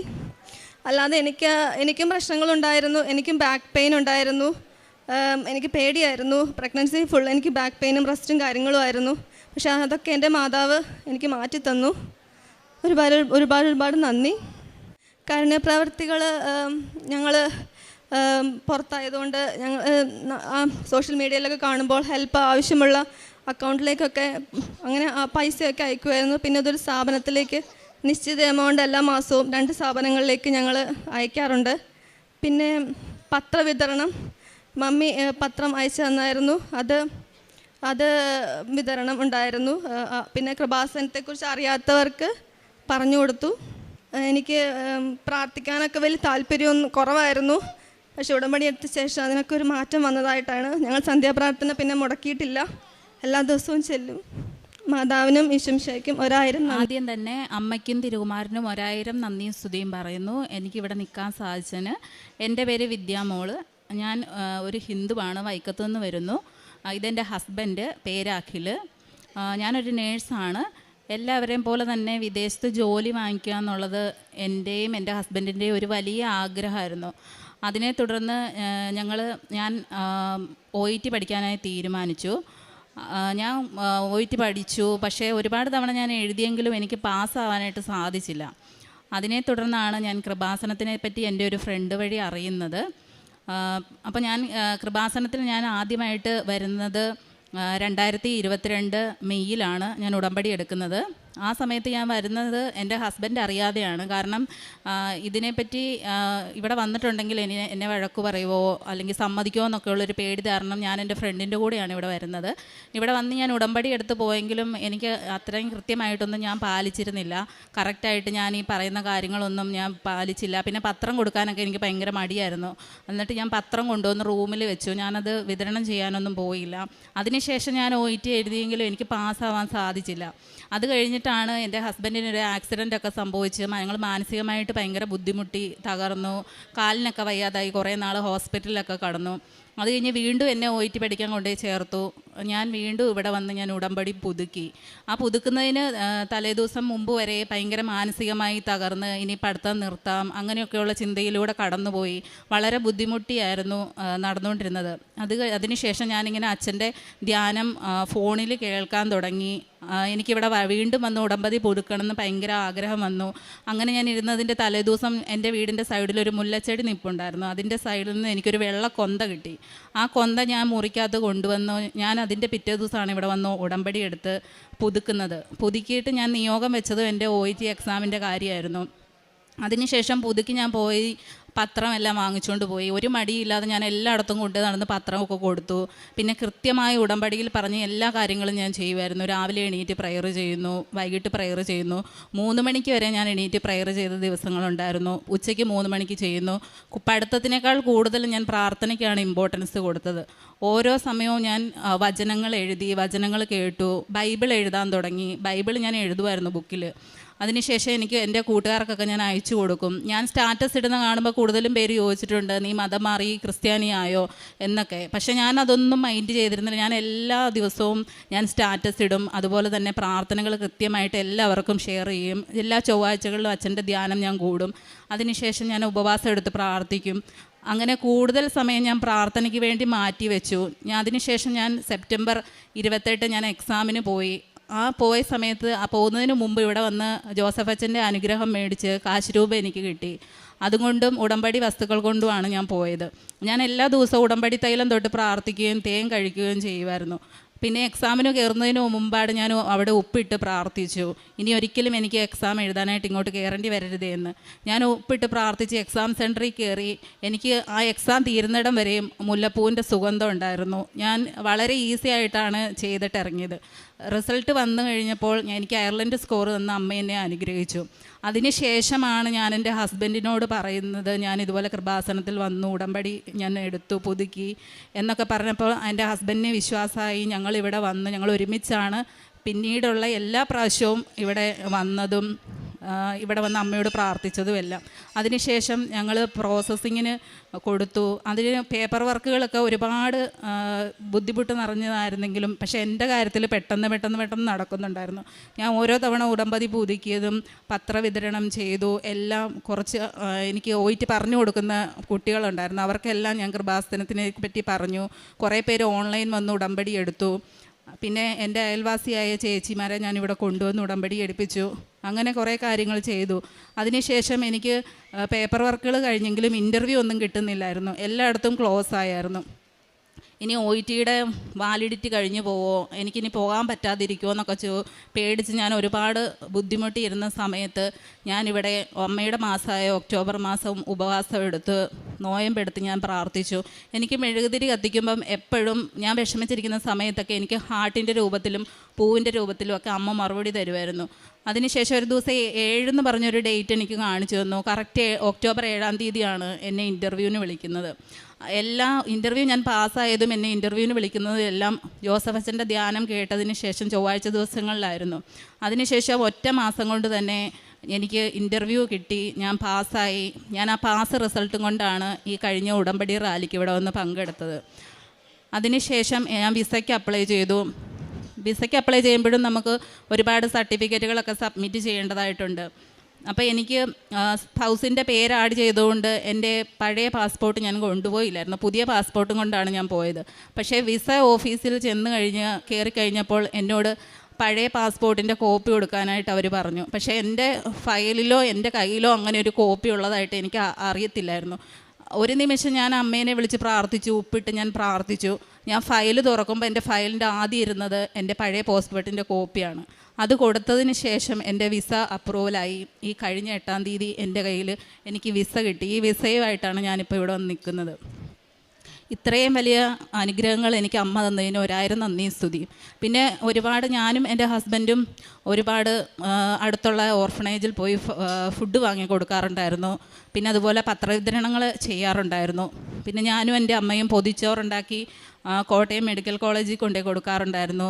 കുറവലങ്ങാട് വഴിയിലിരിക്കുന്ന ആൾക്കാർക്കൊക്കെ കൊണ്ടുപോയി കൊടുക്കാറുണ്ടായിരുന്നു.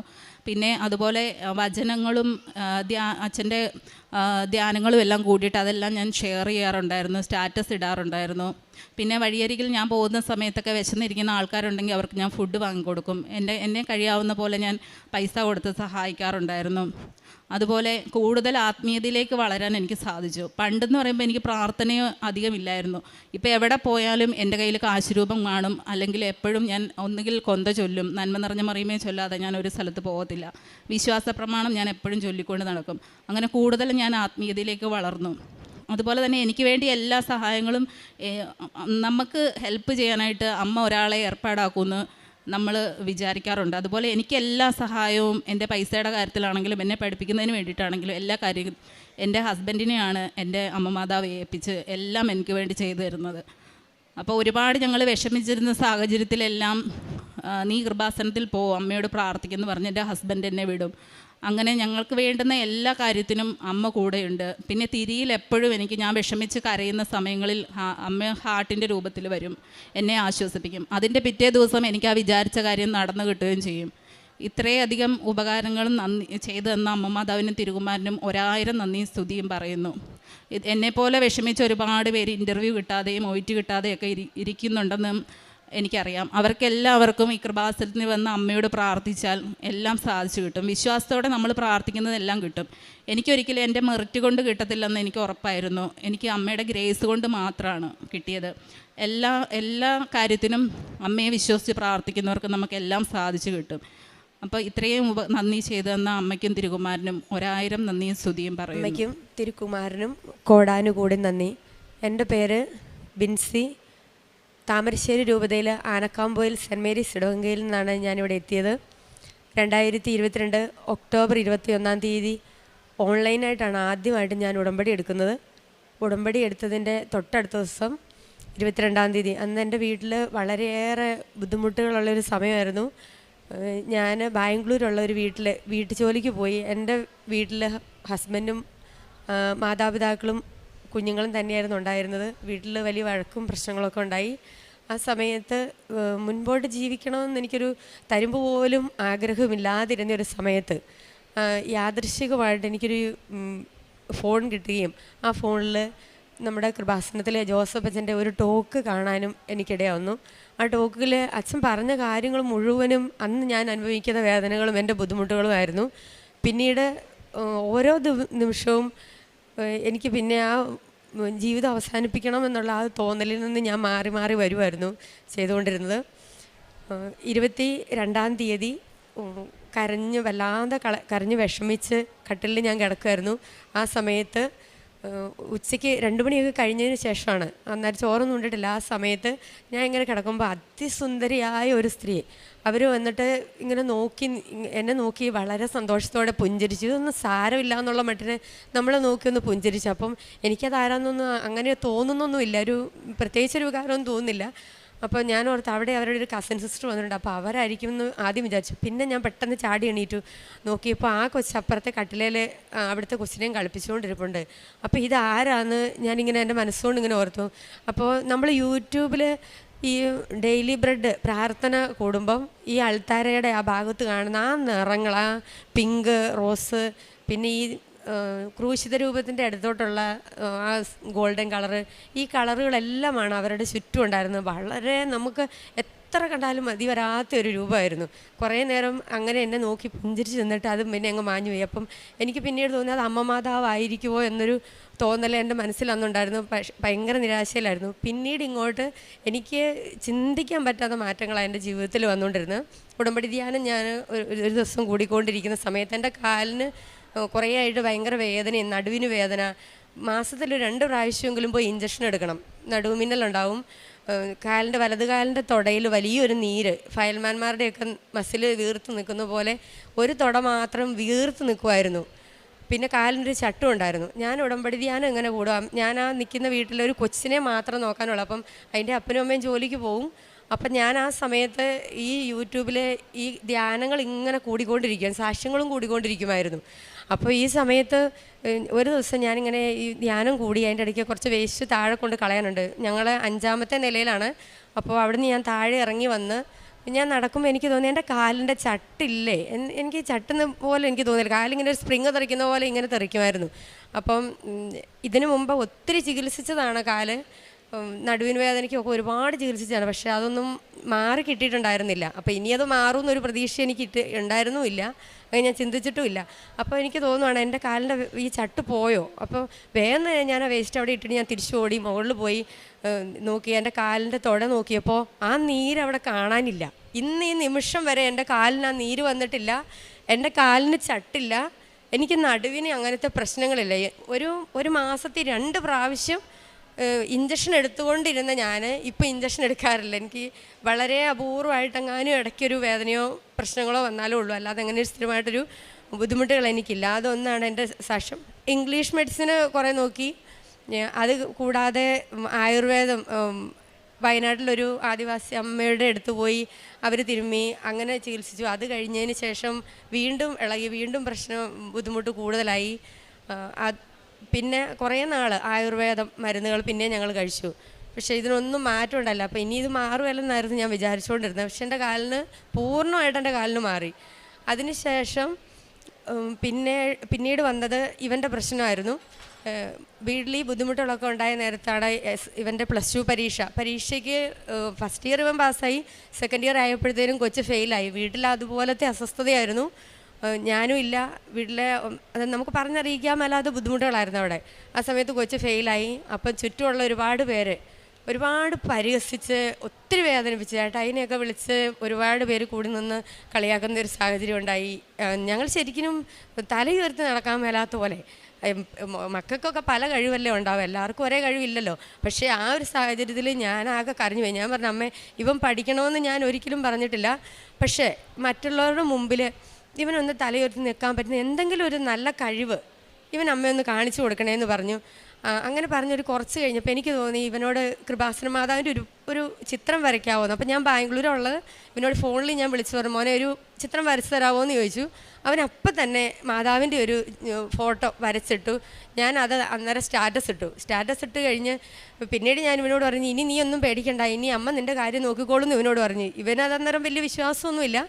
പക്ഷേ പിന്നീട് ഞാൻ കണ്ടത് അത്ഭുതമാണ്. അവൻ വരച്ച ഒരു ചിത്രം ഇതേപോലെ ആരുടെ ചിത്രം വരച്ചു കൊടുത്താൽ, മനുഷ്യരുടെ ആരുടെ പലരുടെ ഒറ്റയ്ക്കൊറ്റയ്ക്കുള്ള ഫോട്ടോ കൊടുത്താൽ അവരൊന്നിച്ചിരിക്കുന്ന രീതിയിലുള്ള ഫോട്ടോ വരച്ച് ഫ്രെയിം ചെയ്ത് ഇഷ്ടം പോലെ ആൾക്കാർക്ക് കൊടുക്കുന്നുണ്ട്. അതിനുള്ള ചെറിയ വരുമാനം അവന് കിട്ടുന്നുണ്ട്. എനിക്ക് ചിന്തിക്കാൻ പറ്റാത്തൊരു കാര്യമാണ്.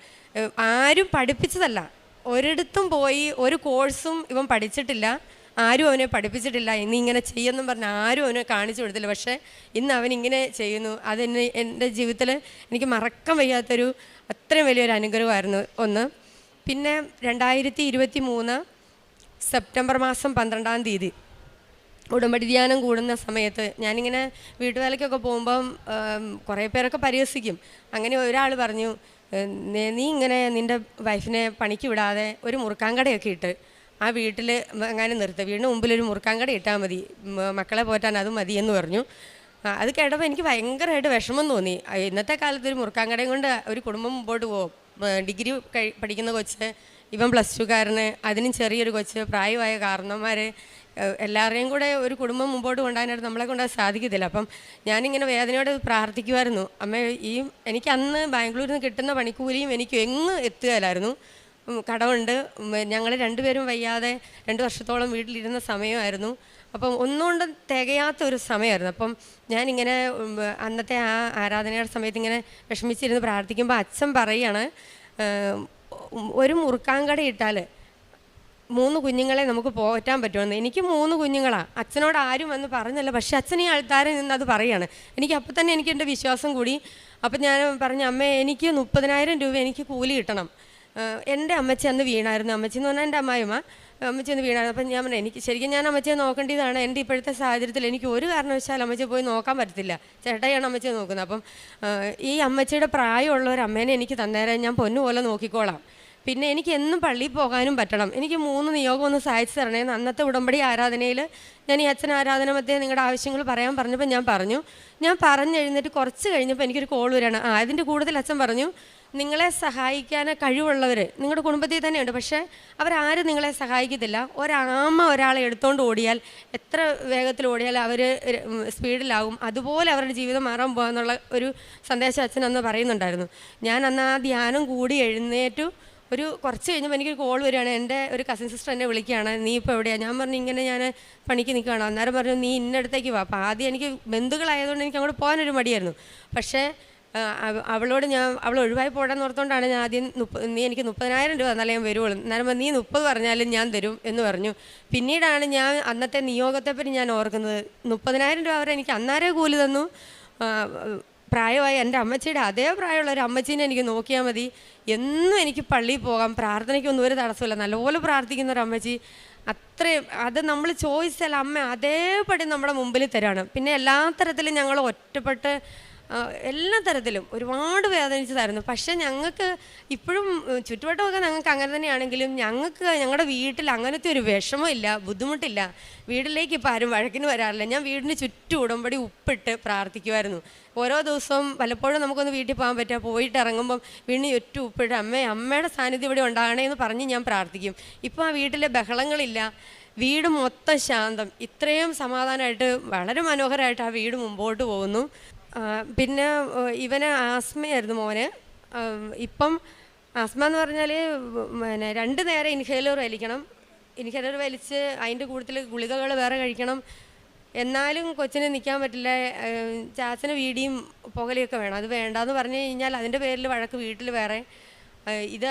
ഇവന് ഈ ബുദ്ധിമുട്ട് കൂടി കഴിയുമ്പോൾ ഇവന് അരിശം വന്ന് ഇതെല്ലാം കൂടി ആകുമ്പോഴത്തേനും മൂക്കിൽ കൂടെ വരെ ബ്ലഡ് വരുന്നൊരു സാഹചര്യം ഉണ്ടായിരുന്നു. അത് എന്നെ ഒരുപാട് വേദനിപ്പിക്കുമായിരുന്നു. ഇപ്പം അവൻ അങ്ങനെ ഒരു സാഹചര്യം ഇല്ല. വല്ലാതെ പൊടി കൂടിയാൽ ചിലപ്പോൾ ഒക്കെ ഒരു ജലദോഷത്തിന് ഒരു ബുദ്ധിമുട്ട് വരുന്നുണ്ടെന്നല്ലാതെ മറ്റേ ആദ്യത്തേതുപോലുള്ള ഒരു ബുദ്ധിമുട്ടുകളും അവനിപ്പോൾ ഇല്ല. പിന്നെ എനിക്ക് ഈ ചുറ്റുവട്ടത്ത് എല്ലാവരും നല്ല മനുഷ്യരാണ്. ഒത്തിരി നന്മ ചെയ്യുന്ന ഒരുപാട് നല്ല മനുഷ്യരായിരുന്നു. പക്ഷേ അവർ നമ്മളുടെ നേരെ തിരിഞ്ഞപ്പോൾ ഞാൻ അവിടെ എല്ലാവർക്കും ആരെന്നോട് എന്ത് സഹായം പറഞ്ഞാലും എൻ്റെ വീട്ടിലെ എല്ലാ ബുദ്ധിമുട്ടുകളുണ്ടെങ്കിലും ഞാൻ അവിടെ ഇട്ടിട്ട് ആരെന്നെ കാര്യം പറഞ്ഞാലും ഞാനത് ചെയ്യാനായിട്ട് ഓടിപ്പോകും. കൂലിക്കല്ല, എന്ത് കാര്യം എന്തെങ്കിലും ചെയ്യാൻ പറഞ്ഞാൽ ഞാൻ ഓടിപ്പോകുന്ന ഒരു വ്യക്തിയായിരുന്നു. പക്ഷേ എൻ്റെ വീട്ടിൽ ഒരു ബുദ്ധിമുട്ട് വന്നു കഴിഞ്ഞപ്പോഴത്തേനും ഇവരെല്ലാം കൂടി എനിക്കിട്ട് എതിരെ തിരിഞ്ഞു എന്ന് വന്നപ്പോൾ എനിക്ക് അവരോട് ക്ഷമിക്കാൻ പറ്റുന്നുണ്ടായിരുന്നില്ല. അപ്പം ഞാൻ ഈശോയോട് പറഞ്ഞു, ഈശോയെ എനിക്ക് ക്ഷമിക്കാൻ പറ്റണില്ല, നീ വചനത്തിൽ കൂടെ എന്നോടൊന്ന് സംസാരിക്കാവോ, അമ്മ എന്നോടൊന്ന് പറയാവോ എന്ന് പറഞ്ഞ് ഞാൻ ബൈബിൾ തുറന്നപ്പോൾ എനിക്ക് കിട്ടിയത് 1 കോരിന്തോസ് 8:2. എല്ലാം അറിയാമെന്ന് ഭാവിക്കുന്നവർ അറിയേണ്ടത് അറിയുന്നില്ല എന്ന്. അതോടുകൂടി എനിക്ക് എല്ലാവരോടും ഉള്ള ദേഷ്യവും വിഷമമൊക്കെ അവിടെ മാഞ്ഞു പോയി. കാരണം അവർ സത്യം അറിയാതെയാണ് ഈ കാര്യങ്ങൾക്ക് മുഴുവനും നമ്മളെ ഈ വിഷമിപ്പിച്ചുകൊണ്ടിരുന്നതെന്നുള്ളത് എനിക്ക് ബോധ്യമായപ്പം എനിക്കിപ്പോൾ ആരോടും ഒരു വിഷമവും ഇല്ല. അതേപോലെ കാരണവന്മാരാണേലും കൊച്ചുങ്ങളെ ഇങ്ങനെ ബുദ്ധിമുട്ടിക്കുന്ന അവരെന്ത് കാണിച്ചാലും എനിക്ക് പ്രശ്നമില്ലായിരുന്നു. പക്ഷേ കൊച്ചുങ്ങൾക്ക് വളരെയേറെ വേദനകളും ബുദ്ധിമുട്ടുകളും വരാൻ തുടങ്ങിക്കഴിഞ്ഞപ്പോൾ എനിക്ക് അവരോട് ഒട്ടും ക്ഷമിക്കാൻ പറ്റുന്നില്ല. ഭയങ്കരമായിട്ട് ഞാനും ദേഷ്യപ്പെടുന്ന ഒരു സാഹചര്യത്തിലേക്ക് വന്നു. അങ്ങനെയാണ് ഇവിടെ ഉടമ്പടി എടുത്ത തൊട്ടുടനെ എനിക്കൊരു ധ്യാനം കൂടാൻ പറ്റി. ആ ധ്യാനത്തിൽ പാഷൻ ഓഫ് ക്രൈസ്റ്റ് എന്ന സിനിമയുടെ ഒരു കുറഞ്ഞ ഭാഗം ധ്യാനത്തിൻ്റെ ലാസ്റ്റ് സമയത്ത് അവർ കാണിക്കുന്നുണ്ടായിരുന്നു. അത് കണ്ടപ്പോൾ ശരിക്കും ഞാൻ പൊട്ടിക്കരഞ്ഞു പോയി. എനിക്ക് അവരോട് ദേഷ്യപ്പെടാനുള്ള ഒരു യോഗ്യതയില്ല. അമ്മ പുൽത്തൊട്ടിയിലിരുന്ന ഉണ്ണീനെ കുരിശ് വരെ പുറകെ നടന്ന് ആ മകൻ അനുഭവിച്ച എല്ലാ പാടുപീടുകളും കണ്ട അമ്മ ഒരിക്കൽ പോലും അവരോടാരോടും ദേഷ്യപ്പെട്ടതായിട്ട് ഞാൻ ഒരിടത്തും വായിച്ചില്ല. ആ അമ്മയുടെ മുമ്പിൽ മാധ്യസ്ഥം യാചിക്കുന്ന എനിക്ക് അവരോട് വൈരാഗ്യം വെച്ചുകൊണ്ടിരിക്കാനുള്ള എന്ത് യോഗ്യതയുള്ളത്? അതോടുകൂടി എന്നെ വിഷമിപ്പിക്കുന്ന ആ ഓരോരുത്തരോടും ഉള്ളു തുറന്ന് മനസ്സ് തുറന്ന് എനിക്ക് ക്ഷമിക്കാനും അവരെ സ്നേഹിക്കാനും എനിക്കിന്ന് പറ്റുന്നുണ്ട്. ഏറ്റവും മനോഹരമായിട്ട് മുമ്പോട്ട് പോകാൻ എനിക്ക് സാധിക്കുന്നുണ്ട്. പ്രേക്ഷിത പ്രവർത്തനങ്ങൾ ഞാൻ പറഞ്ഞല്ലോ, ഞാൻ സാമ്പത്തികമായിട്ട് ഏറ്റവും കുറഞ്ഞ ഇതിലാണ്. പ്രായമായ കാരണവന്മാരാണ്. അപ്പോൾ ചേട്ടായിക്ക് അവരെ ഇട്ടിട്ട് ദൂരോട്ട് പോകാൻ പറ്റത്തില്ല. ഇവൻ്റെ ഇളയ കൊച്ച് 10 വയസ്സേ ഉള്ളൂ. അപ്പോൾ എല്ലാം കൊണ്ടുമായിട്ടും അമ്മച്ചയാണേലും ചേട്ടായി എപ്പോഴും അടുത്ത് വേണമെന്ന് ആഗ്രഹിക്കുന്ന ഒരു അമ്മയായതുകൊണ്ട് ഇട്ടിട്ട് നമുക്ക് ദൂരോട്ട് പോകാൻ സാധിക്കില്ല. അപ്പോൾ എൻ്റെ ഈ ഒരു വരുമാനം കൊണ്ട് വേണം മുമ്പോട്ട് പോകാൻ. പക്ഷേ എന്നാലും അതിൻ്റെ ഇടയ്ക്കും ആരെങ്കിലുമൊക്കെ നമ്മുടെ മുമ്പിൽ അവരുടെ ഇല്ലായ്മകൾ പറയാനോ അല്ലെങ്കിൽ അവരുടെ ശരിക്കുള്ള ബുദ്ധിമുട്ട് നമുക്ക് മനസ്സിലാക്കി തരാനോ അമ്മ മാതാവ് അതിന് അവസരം ഒരുക്കി തരാറുണ്ട്. ആ കാണുന്ന നേരത്തെ എൻ്റെ കയ്യിലുള്ളത് അതേപടി എടുത്തു കൊടുത്ത് അവരെ സഹായിക്കാൻ എനിക്ക് പറ്റുന്ന സഹായം. അതുപോലെ ഒരു ധ്യാന കേന്ദ്രത്തിലാണ് മാസം ഉച്ചഭക്ഷണത്തിനായിട്ട് ഒരു ചെറിയ പൈസ അതെനിക്ക് കൊടുക്കാൻ സാധിക്കുന്നുണ്ട്. ഒത്തിരി സന്തോഷത്തോടു കൂടി അത് ചെയ്യാൻ എനിക്ക് സാധിക്കുന്നുണ്ട്. പത്രമാണേലും എല്ലായിടത്തും ജാതി മതം നോക്കാതെ എല്ലാവർക്കും കൊടുക്കാൻ സാധിക്കുന്നുണ്ട്. പിന്നെ എല്ലാ ദിവസത്തെയും ഡെയിലി ബ്രെഡ് ഞാൻ സ്റ്റാറ്റസ് ഇടും. എനിക്ക് പറ്റുന്നിടത്തോളം പേർക്ക് ഞാൻ ഷെയർ ചെയ്യും. പിന്നെ ഉടമ്പടി ധ്യാനം അന്ന് മുതൽ ഇന്ന് വരെ ഒറ്റ ധ്യാനം പോലും ഞാൻ ഒഴിവാക്കിയിട്ടില്ല. എല്ലാ ധ്യാനവും എനിക്ക് കൃത്യമായിട്ട് കൂടാൻ പറ്റുന്നുണ്ട്. എനിക്ക് ഇനിയും വീട്ടിൽ ബുദ്ധിമുട്ടുകളുണ്ട്, മറ്റ് ചങ്കുപിടുന്ന വിഷമങ്ങളും ഒക്കെ ഉണ്ട്. പക്ഷേ അമ്മ മാതാവ് അതൊക്കെ കാണുന്നുണ്ട്. നമുക്ക് തരുന്ന ഓരോ വേദനകളും തമ്പുരാൻ അറിയാതെയല്ല. തമ്പുരാൻ നമുക്ക് തന്നത്, സൃഷ്ടിച്ച തമ്പുരാൻ അറിയത്തില്ലേ നമുക്ക് വേദനയുണ്ടെന്ന്. അതെനിക്കിന്ന് മനസ്സിലാക്കി ജീവിക്കാൻ എനിക്ക് സാധിക്കുന്നുണ്ട്. പരിശുദ്ധ അമ്മയ്ക്കും തിരുക്കുമാരനും കോടാൻ. എൻ്റെ പേര് ജിസ്മോൻ ജോസ്. ഞാൻ പാലാരൂപത കവയിക്കുന്ന് ഇടവകയിൽ നിന്ന് വരുന്നു.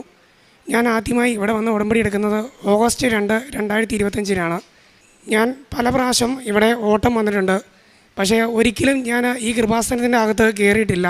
ഞാനിവിടെ തൊട്ടടുത്തുള്ള മാരാരിക്കുളം ബീച്ചിൽ അവിടെ നല്ല തണലാണല്ലോ ഓർത്ത് കാറ്റ് കൊണ്ട് നടക്കുന്നതായിരുന്നു ചെയ്തുകൊണ്ടിരുന്നത്. അങ്ങനെ ഞങ്ങളുടെ ജീവിതത്തിൽ പല പല പ്രശ്നങ്ങൾ കടന്നു വരാൻ തുടങ്ങി. അപ്പോഴാണ് യൂട്യൂബിനകത്ത് കൃപാസനത്തെക്കുറിച്ച് കൂടുതൽ കാണുകയും കൂടുതൽ സാക്ഷ്യങ്ങൾ കേൾക്കുകയും ചെയ്തത്. അങ്ങനെ ഞാൻ എൻ്റെ വൈഫിനോട് പറഞ്ഞു, നമുക്ക് കൃപാസനത്തിൽ പോയി ഉടമ്പടി എടുക്കണം, എങ്കിൽ മാത്രമേ നമ്മുടെ ജീവിതം രക്ഷപ്പെടുകയുള്ളൂ. അങ്ങനെ ഞങ്ങൾ 2-ാം തീയതി ഇവിടെ വന്ന് ഉടമ്പടി എടുത്തു. ഞങ്ങൾ ഒരുപാട് നിയമങ്ങൾ വെച്ചു, 6 നിയമങ്ങൾ വെച്ചു. പക്ഷേ മാതാവ് അതിൽ കൂടുതൽ ഞങ്ങൾക്ക് അനുഗ്രഹം തന്നു. അതിൽ ഇപ്പോൾ ഞങ്ങൾ കുറച്ച് അനുഗ്രഹങ്ങൾ മാത്രമേ ഇവിടെ പറയുന്നുള്ളൂ. എൻ്റെ കുഞ്ഞിന് ഇൻഫ്ലുവൻസ വൈറസ് പോസിറ്റീവായി വന്നു. ആദ്യം വൈഫിനാണ് വന്നത്. വൈഫിന് വന്ന 2-3 ദിവസത്തിന് ശേഷം കുഞ്ഞിന് പോസിറ്റീവായി. അപ്പോൾ രാവിലെ അമ്മ പറഞ്ഞു, കുഞ്ഞിന് നല്ല പനിയാണല്ലോ, ആശുപത്രി കൊണ്ടുപോകാൻ പറഞ്ഞു. ഞാൻ രാവിലെ കുഞ്ഞിനെ കൊണ്ട് ആശുപത്രി ചെന്ന് നോക്കിയപ്പോൾ 103 ഡിഗ്രി പനിയുണ്ട്. അപ്പോൾ ഡോക്ടർ പറഞ്ഞു കുഞ്ഞിനെ അവിടെ ആശുപത്രി അഡ്മിറ്റ് ചെയ്യണം. അപ്പോൾ വൈഫ് വീട്ടിലെ പനി കൂടുതലായി കിടക്കുന്നതോട് ഞാൻ പറഞ്ഞു ആരുമില്ല ഹോസ്പിറ്റലിൽ നിൽക്കാനായിട്ട്. അങ്ങനെ എൻ്റെ നിർബന്ധത്താൽ ഡോക്ടറെ വീട്ടിലോട്ട് വിട്ടു. എന്തെങ്കിലും പനി കൂടുതലാണെങ്കിൽ ഉടനെ തന്നെ തിരിച്ച് കൊണ്ടുവരണമെന്ന് പറഞ്ഞു. ഞാൻ വണ്ടിയിൽ നിന്ന് കുഞ്ഞിനെ ഇറക്കിയപ്പോൾ തന്നെ കുഞ്ഞിന് നടക്കാനോ ഒന്ന് ഭക്ഷണം കഴിക്കാനോ ഒന്ന് ഇരിക്കാൻ പോലും പറ്റുന്നില്ലായിരുന്നു. കുഞ്ഞ് കട്ടിലേക്ക് കയറി കിടന്ന് കരഞ്ഞു. അപ്പം എനിക്ക് ഒട്ടും മേല, എനിക്ക് പനി കൂടുതലാണ്, എൻ്റെ ശരീരമെല്ലാം തളർന്നു പോകുന്നു. ഞാനപ്പോൾ പറഞ്ഞു, നമ്മൾ ഉടമ്പടി ജീവിതത്തിലല്ലേ, നമുക്ക് ഉടമ്പടി വസ്തുക്കൾ വെച്ച് അമ്മ മാതാവിനോട് പ്രാർത്ഥിക്കാമെന്ന് പറഞ്ഞ് കുഞ്ഞിൻ്റെ അടുത്ത് നിന്ന് വിശ്വാസ പ്രമാണം ചൊല്ലി മനസ്താപ്രമാണം ചൊല്ലി കുഞ്ഞിൻ്റെ നെറ്റിയിൽ കുരിശ് വരച്ച് പ്രാർത്ഥിച്ചു. അപ്പോൾ അവൾ കിടക്കുന്നതിൻ്റെ മുകളിൽ ഒരു മഴവില്ല് കണ്ടു. ആ മഴവില്ലിൽ നിന്ന് പ്രകാശരശ്മി നേരെ അവിടെ അടുത്തേക്ക് വരുന്നത് കണ്ടു. അപ്പോഴേ കുഞ്ഞ് കട്ടിൽ നിന്ന് എണീറ്റ് പറഞ്ഞു, എനിക്ക് ഛർദ്ദിക്കണമെന്ന്. കുഞ്ഞ് ഓടി വാഷ് ബേസിനിൽ ചെന്ന് നിറച്ച് ഛർദ്ദിച്ചു. അമ്മ പുറകെ ചെന്നു. ഞാൻ പറഞ്ഞു, അവളെ പിടിക്കണ്ട, അവൾ ഛർദ്ദിച്ച് വന്ന് കിടന്നോളൂന്ന്.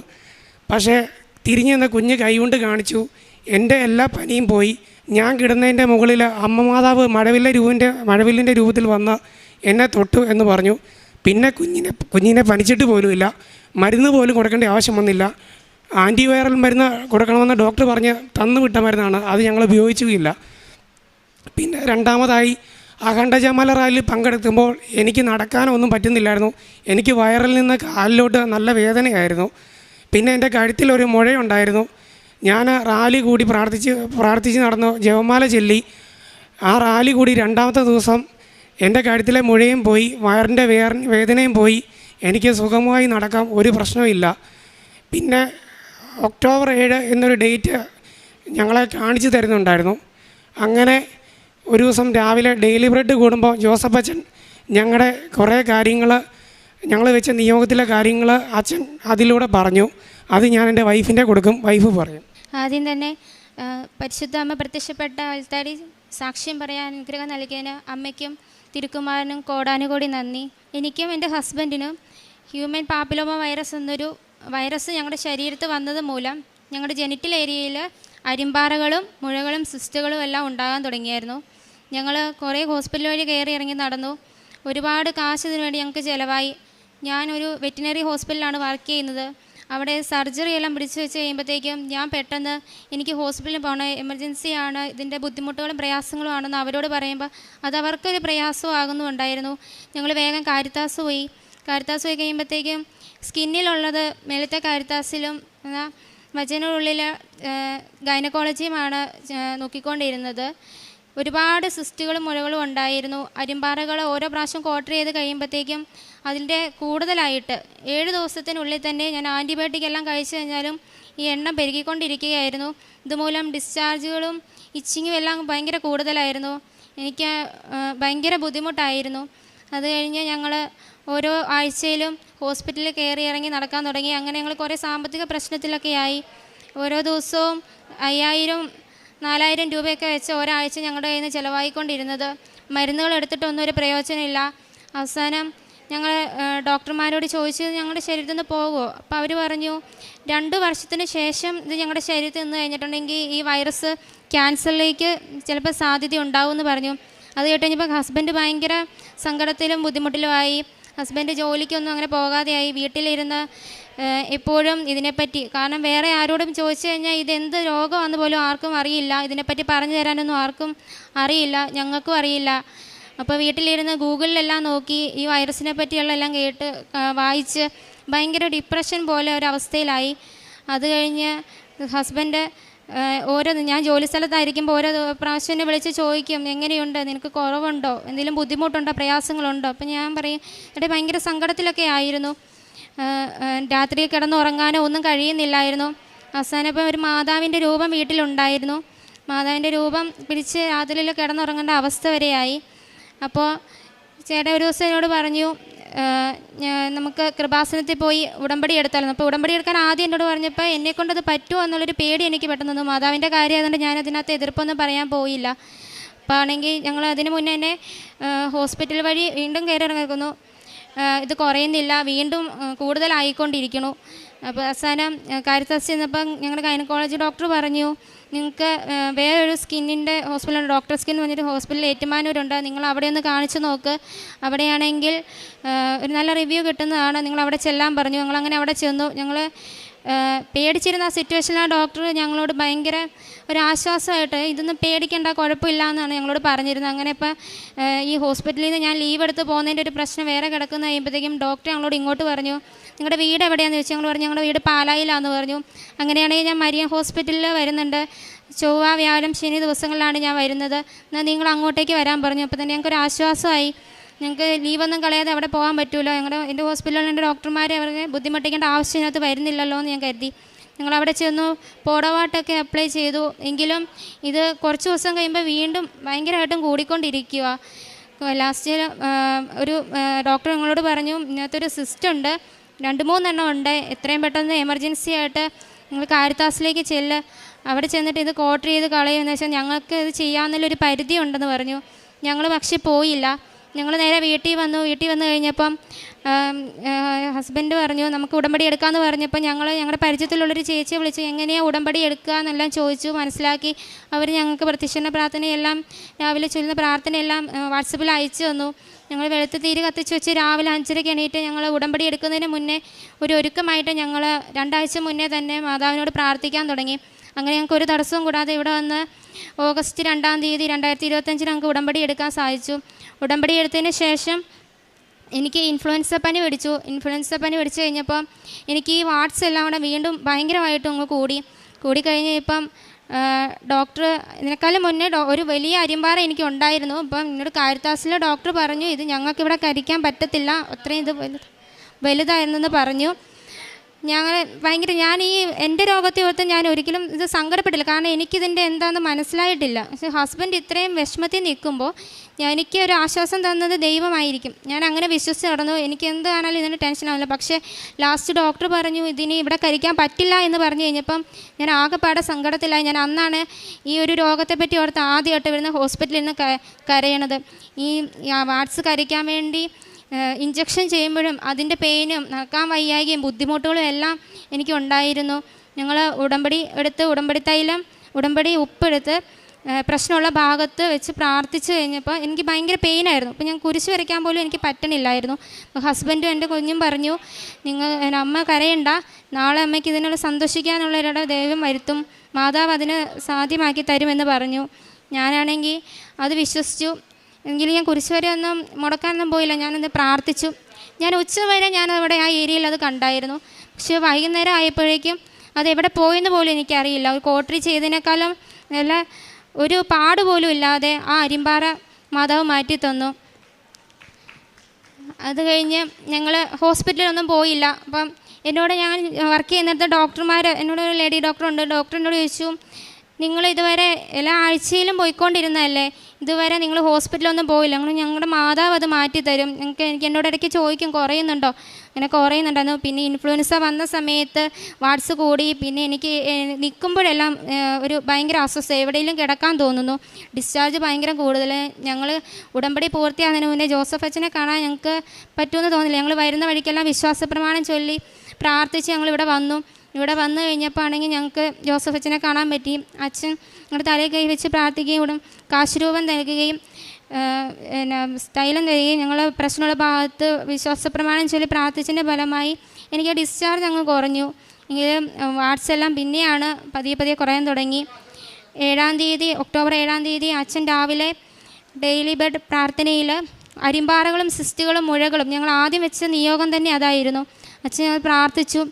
ഞങ്ങളുടെ കാര്യമാണെന്ന് വിശ്വസിച്ച് ഞങ്ങൾ പ്രാർത്ഥിച്ച് എന്ന് കഴിഞ്ഞപ്പം എനിക്കത് കുറഞ്ഞു. ഒരു ഫൈനൽ ചെക്കപ്പിനായിട്ട് ഞങ്ങൾ കഴിഞ്ഞ ദിവസം ഹോസ്പിറ്റലിൽ ഒന്ന് പോയി. 90 ദിവസത്തിനിടയ്ക്ക് 90 ദിവസം കഴിഞ്ഞാണ് ഞങ്ങൾ ഹോസ്പിറ്റലിൽ പോകുന്നത്. ഡോക്ടർമാർക്ക് ഭയങ്കര അത്ഭുതമായിപ്പോയി, ഇത്രയും കൂടുതലായി നിന്നത് ഇതെങ്ങനെ ഇത് ഇത്ര പെട്ടെന്ന് പോയെന്നാണ് അവർ ഞങ്ങളോട് വെച്ചത്. ഡോക്ടർ പറഞ്ഞു നിങ്ങളുടെ വിശ്വാസം എവിടെയാണോ, ഞങ്ങൾ ഇവിടുത്തെ കാര്യമെല്ലാം പറഞ്ഞു, ഞങ്ങൾ ഉടമ്പടി എടുത്ത് പ്രാർത്ഥിച്ചാണ് ഞങ്ങളുടെ ഇതെല്ലാം മാറിയതെന്ന് പറഞ്ഞു. അവർ പറഞ്ഞു നിങ്ങളുടെ വിശ്വാസം എവിടെയാണോ അവിടെ നിങ്ങൾ ഉറച്ച് വിശ്വസിക്കാമെന്നാണ് പറഞ്ഞത്. ഗൈനക്കോളജി ഡോക്ടർ പറഞ്ഞു ഞാൻ എവിടെ പോയെന്ന് ഞാൻ നോക്കിയിരിക്കുന്നത്, എമർജൻസി ആയിട്ട് വിളിച്ച് നിങ്ങളോട് മറ്റേ ഡോക്ടർ ചെയ്യണമെന്ന് പറഞ്ഞ കാര്യമാണ്, അപ്പം ഞാൻ നിങ്ങൾ എവിടെ പോയെന്ന് കരുതിയെന്ന് ഡോക്ടർ പറഞ്ഞു. പക്ഷെ നോക്കിക്കഴിഞ്ഞപ്പോൾ ആ ഡോക്ടർക്കും ഭയങ്കര, ഒരു മുസ്ലിം ഡോക്ടറാണ്, പക്ഷേ ഡോക്ടർക്ക് പോലും ഭയങ്കര അത്ഭുതമായി പോയി. പിന്നെ അഖണ്ഡ ജപമാല റാലി പങ്കെടുക്കണമെന്ന് ഭയങ്കര ആഗ്രഹമായിരുന്നു. അപ്പോൾ അതിനൊരു തടസ്സവും കൂടാതെ വരാതിരിക്കാൻ വേണ്ടി ഞാൻ ഇന്ന് പ്രത്യക്ഷീകരണ പ്രാർത്ഥന വരുമ്പോൾ പ്രാർത്ഥിക്കുമായിരുന്നു. പക്ഷേ എനിക്ക് വരുന്നതിൻ്റെ തലേദിവസം 2 മാസം പീരിയഡ്സൊക്കെ ആവാതിരുന്ന് ഭയങ്കര ബ്ലീഡിങ്ങും കാര്യങ്ങളും എല്ലാം ആയിരുന്നു. അപ്പം എങ്കിലും ഞാൻ വരുമെന്ന് വിശ്വസിച്ച് പ്രാർത്ഥിച്ചുകൊണ്ടിരുന്നു. മാതാവ് അതിനുള്ള സൗകര്യങ്ങളും ഞങ്ങൾക്ക് അർത്തുങ്കൽ വണ്ടി ഇട്ടിട്ട് ഞങ്ങൾ ചേർത്തലയിൽ നിന്ന് ഇവിടെ ബസ് കയറും. ഞങ്ങൾക്ക് ആ ബസ് കിട്ടാൻ പോലും അമ്മ ക്രമീകരണം ഒരുക്കി തന്നു. എനിക്ക് ഹസ്ബൻഡിന് നടക്കാനൊന്നും വയ്യായിരുന്നു. ആ സമയത്ത് കഴുത്തിലൊരു തടിപ്പും എല്ലാം ഉണ്ടായിരുന്നു. ആ സമയത്ത് ഞങ്ങളാണെങ്കിൽ ഒരു 10 മിനിറ്റ് 2 സ്ഥലങ്ങളിൽ ഇരുന്നു. അത്രയും മാത്രമേ ഞങ്ങൾക്കൊരു ഇതുണ്ടായുള്ളൂ. ഞങ്ങൾക്ക് വേറെ ക്ഷീണമോ കാര്യങ്ങളോ വിശപ്പോ ഒന്നും ഉണ്ടായില്ല. ആ ഉടമ്പടി അഖണ്ഡ ജപമാല റാലി പൂർത്തീകരിക്കാൻ ഞങ്ങൾക്ക് മാതാവ് അനുഗ്രഹം തന്നു. ഞങ്ങൾ കറക്റ്റ് അർത്തുങ്കൽ എത്തിക്കഴിഞ്ഞപ്പോൾ ഞങ്ങൾക്ക് പള്ളി നിറഞ്ഞ ആൾക്കാരാണ്. ഞങ്ങൾക്ക് കയറാൻ പറ്റുമോ എന്ന് പോലൊരു ചിന്തയായിരുന്നു ഞങ്ങൾക്ക്. പക്ഷേ ഞങ്ങൾ കയറാൻ പോകുന്നതിന് ഉള്ളിൽ തന്നെ ആൾക്കാർ ഒരു 4-5 പേര് ഇറങ്ങി വഴി മാറി ഞങ്ങൾക്ക് അവിടെ കയറി ആരാധനയിൽ പങ്കെടുക്കാനുള്ളൊരു അനുഗ്രഹം മാതാവ് ഞങ്ങൾക്ക് തന്നു. മമ്മിക്ക് എന്ത് ഭക്ഷണം കഴിച്ചാലും ഛർദി ഉണ്ടായിരുന്നു. ഉടമ്പടി തേനും ഉപ്പും എല്ലാം കൊടുത്ത് ഞങ്ങൾ പ്രാർത്ഥിച്ച് കഴിഞ്ഞപ്പോൾ മമ്മിക്ക് പള്ളിയിലൊന്നും പോകാൻ പറ്റില്ലായിരുന്നു. പ്രാർത്ഥിച്ചതിൻ്റെ ഫലമായിട്ട് മമ്മിയുടെ ഛർദിയെല്ലാം മാറി പള്ളിയിലെല്ലാം പോകാനുള്ള അനുഗ്രഹം മാതാവ് ഞങ്ങൾക്ക് നൽകി. പിന്നെ എൻ്റെ കുഞ്ഞിനെ ഇവളെ മത്സരവും എക്സാം എല്ലാം കൂടെ ഒരുമിച്ച് വരുന്നതുകൊണ്ട് ഇവൾക്ക് പഠിക്കാനുള്ളൊരു സമയം ഭയങ്കര കുറവായിരുന്നു. എങ്കിലും ഇവളാണെങ്കിൽ ഞങ്ങൾ കാണാതെ നമ്മൾ പ്രാർത്ഥിക്കുന്ന സമയത്ത് മാതാവിൻ്റെ പച്ചത്തിരിന്ന് നീലത്തിരിന്ന് ഒരു ചെറിയ പീസ് ഇവളുടെ ഉടുപ്പിനുള്ളിൽ ഇവൾ വെച്ചിട്ട് പോയി.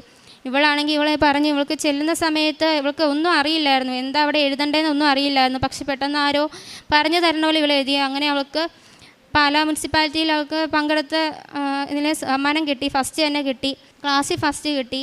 ചേട്ടായിക്ക് കുറേ അടയാളങ്ങൾ കിട്ടുന്നുണ്ട്. ഞാൻ ഇവിടെ വന്നു കഴിഞ്ഞപ്പോൾ തൊട്ട് എനിക്ക് കുംസാരിക്കുമ്പോൾ പാവത്തിൻ്റെ എണ്ണം കുറഞ്ഞു വരാൻ തുടങ്ങി.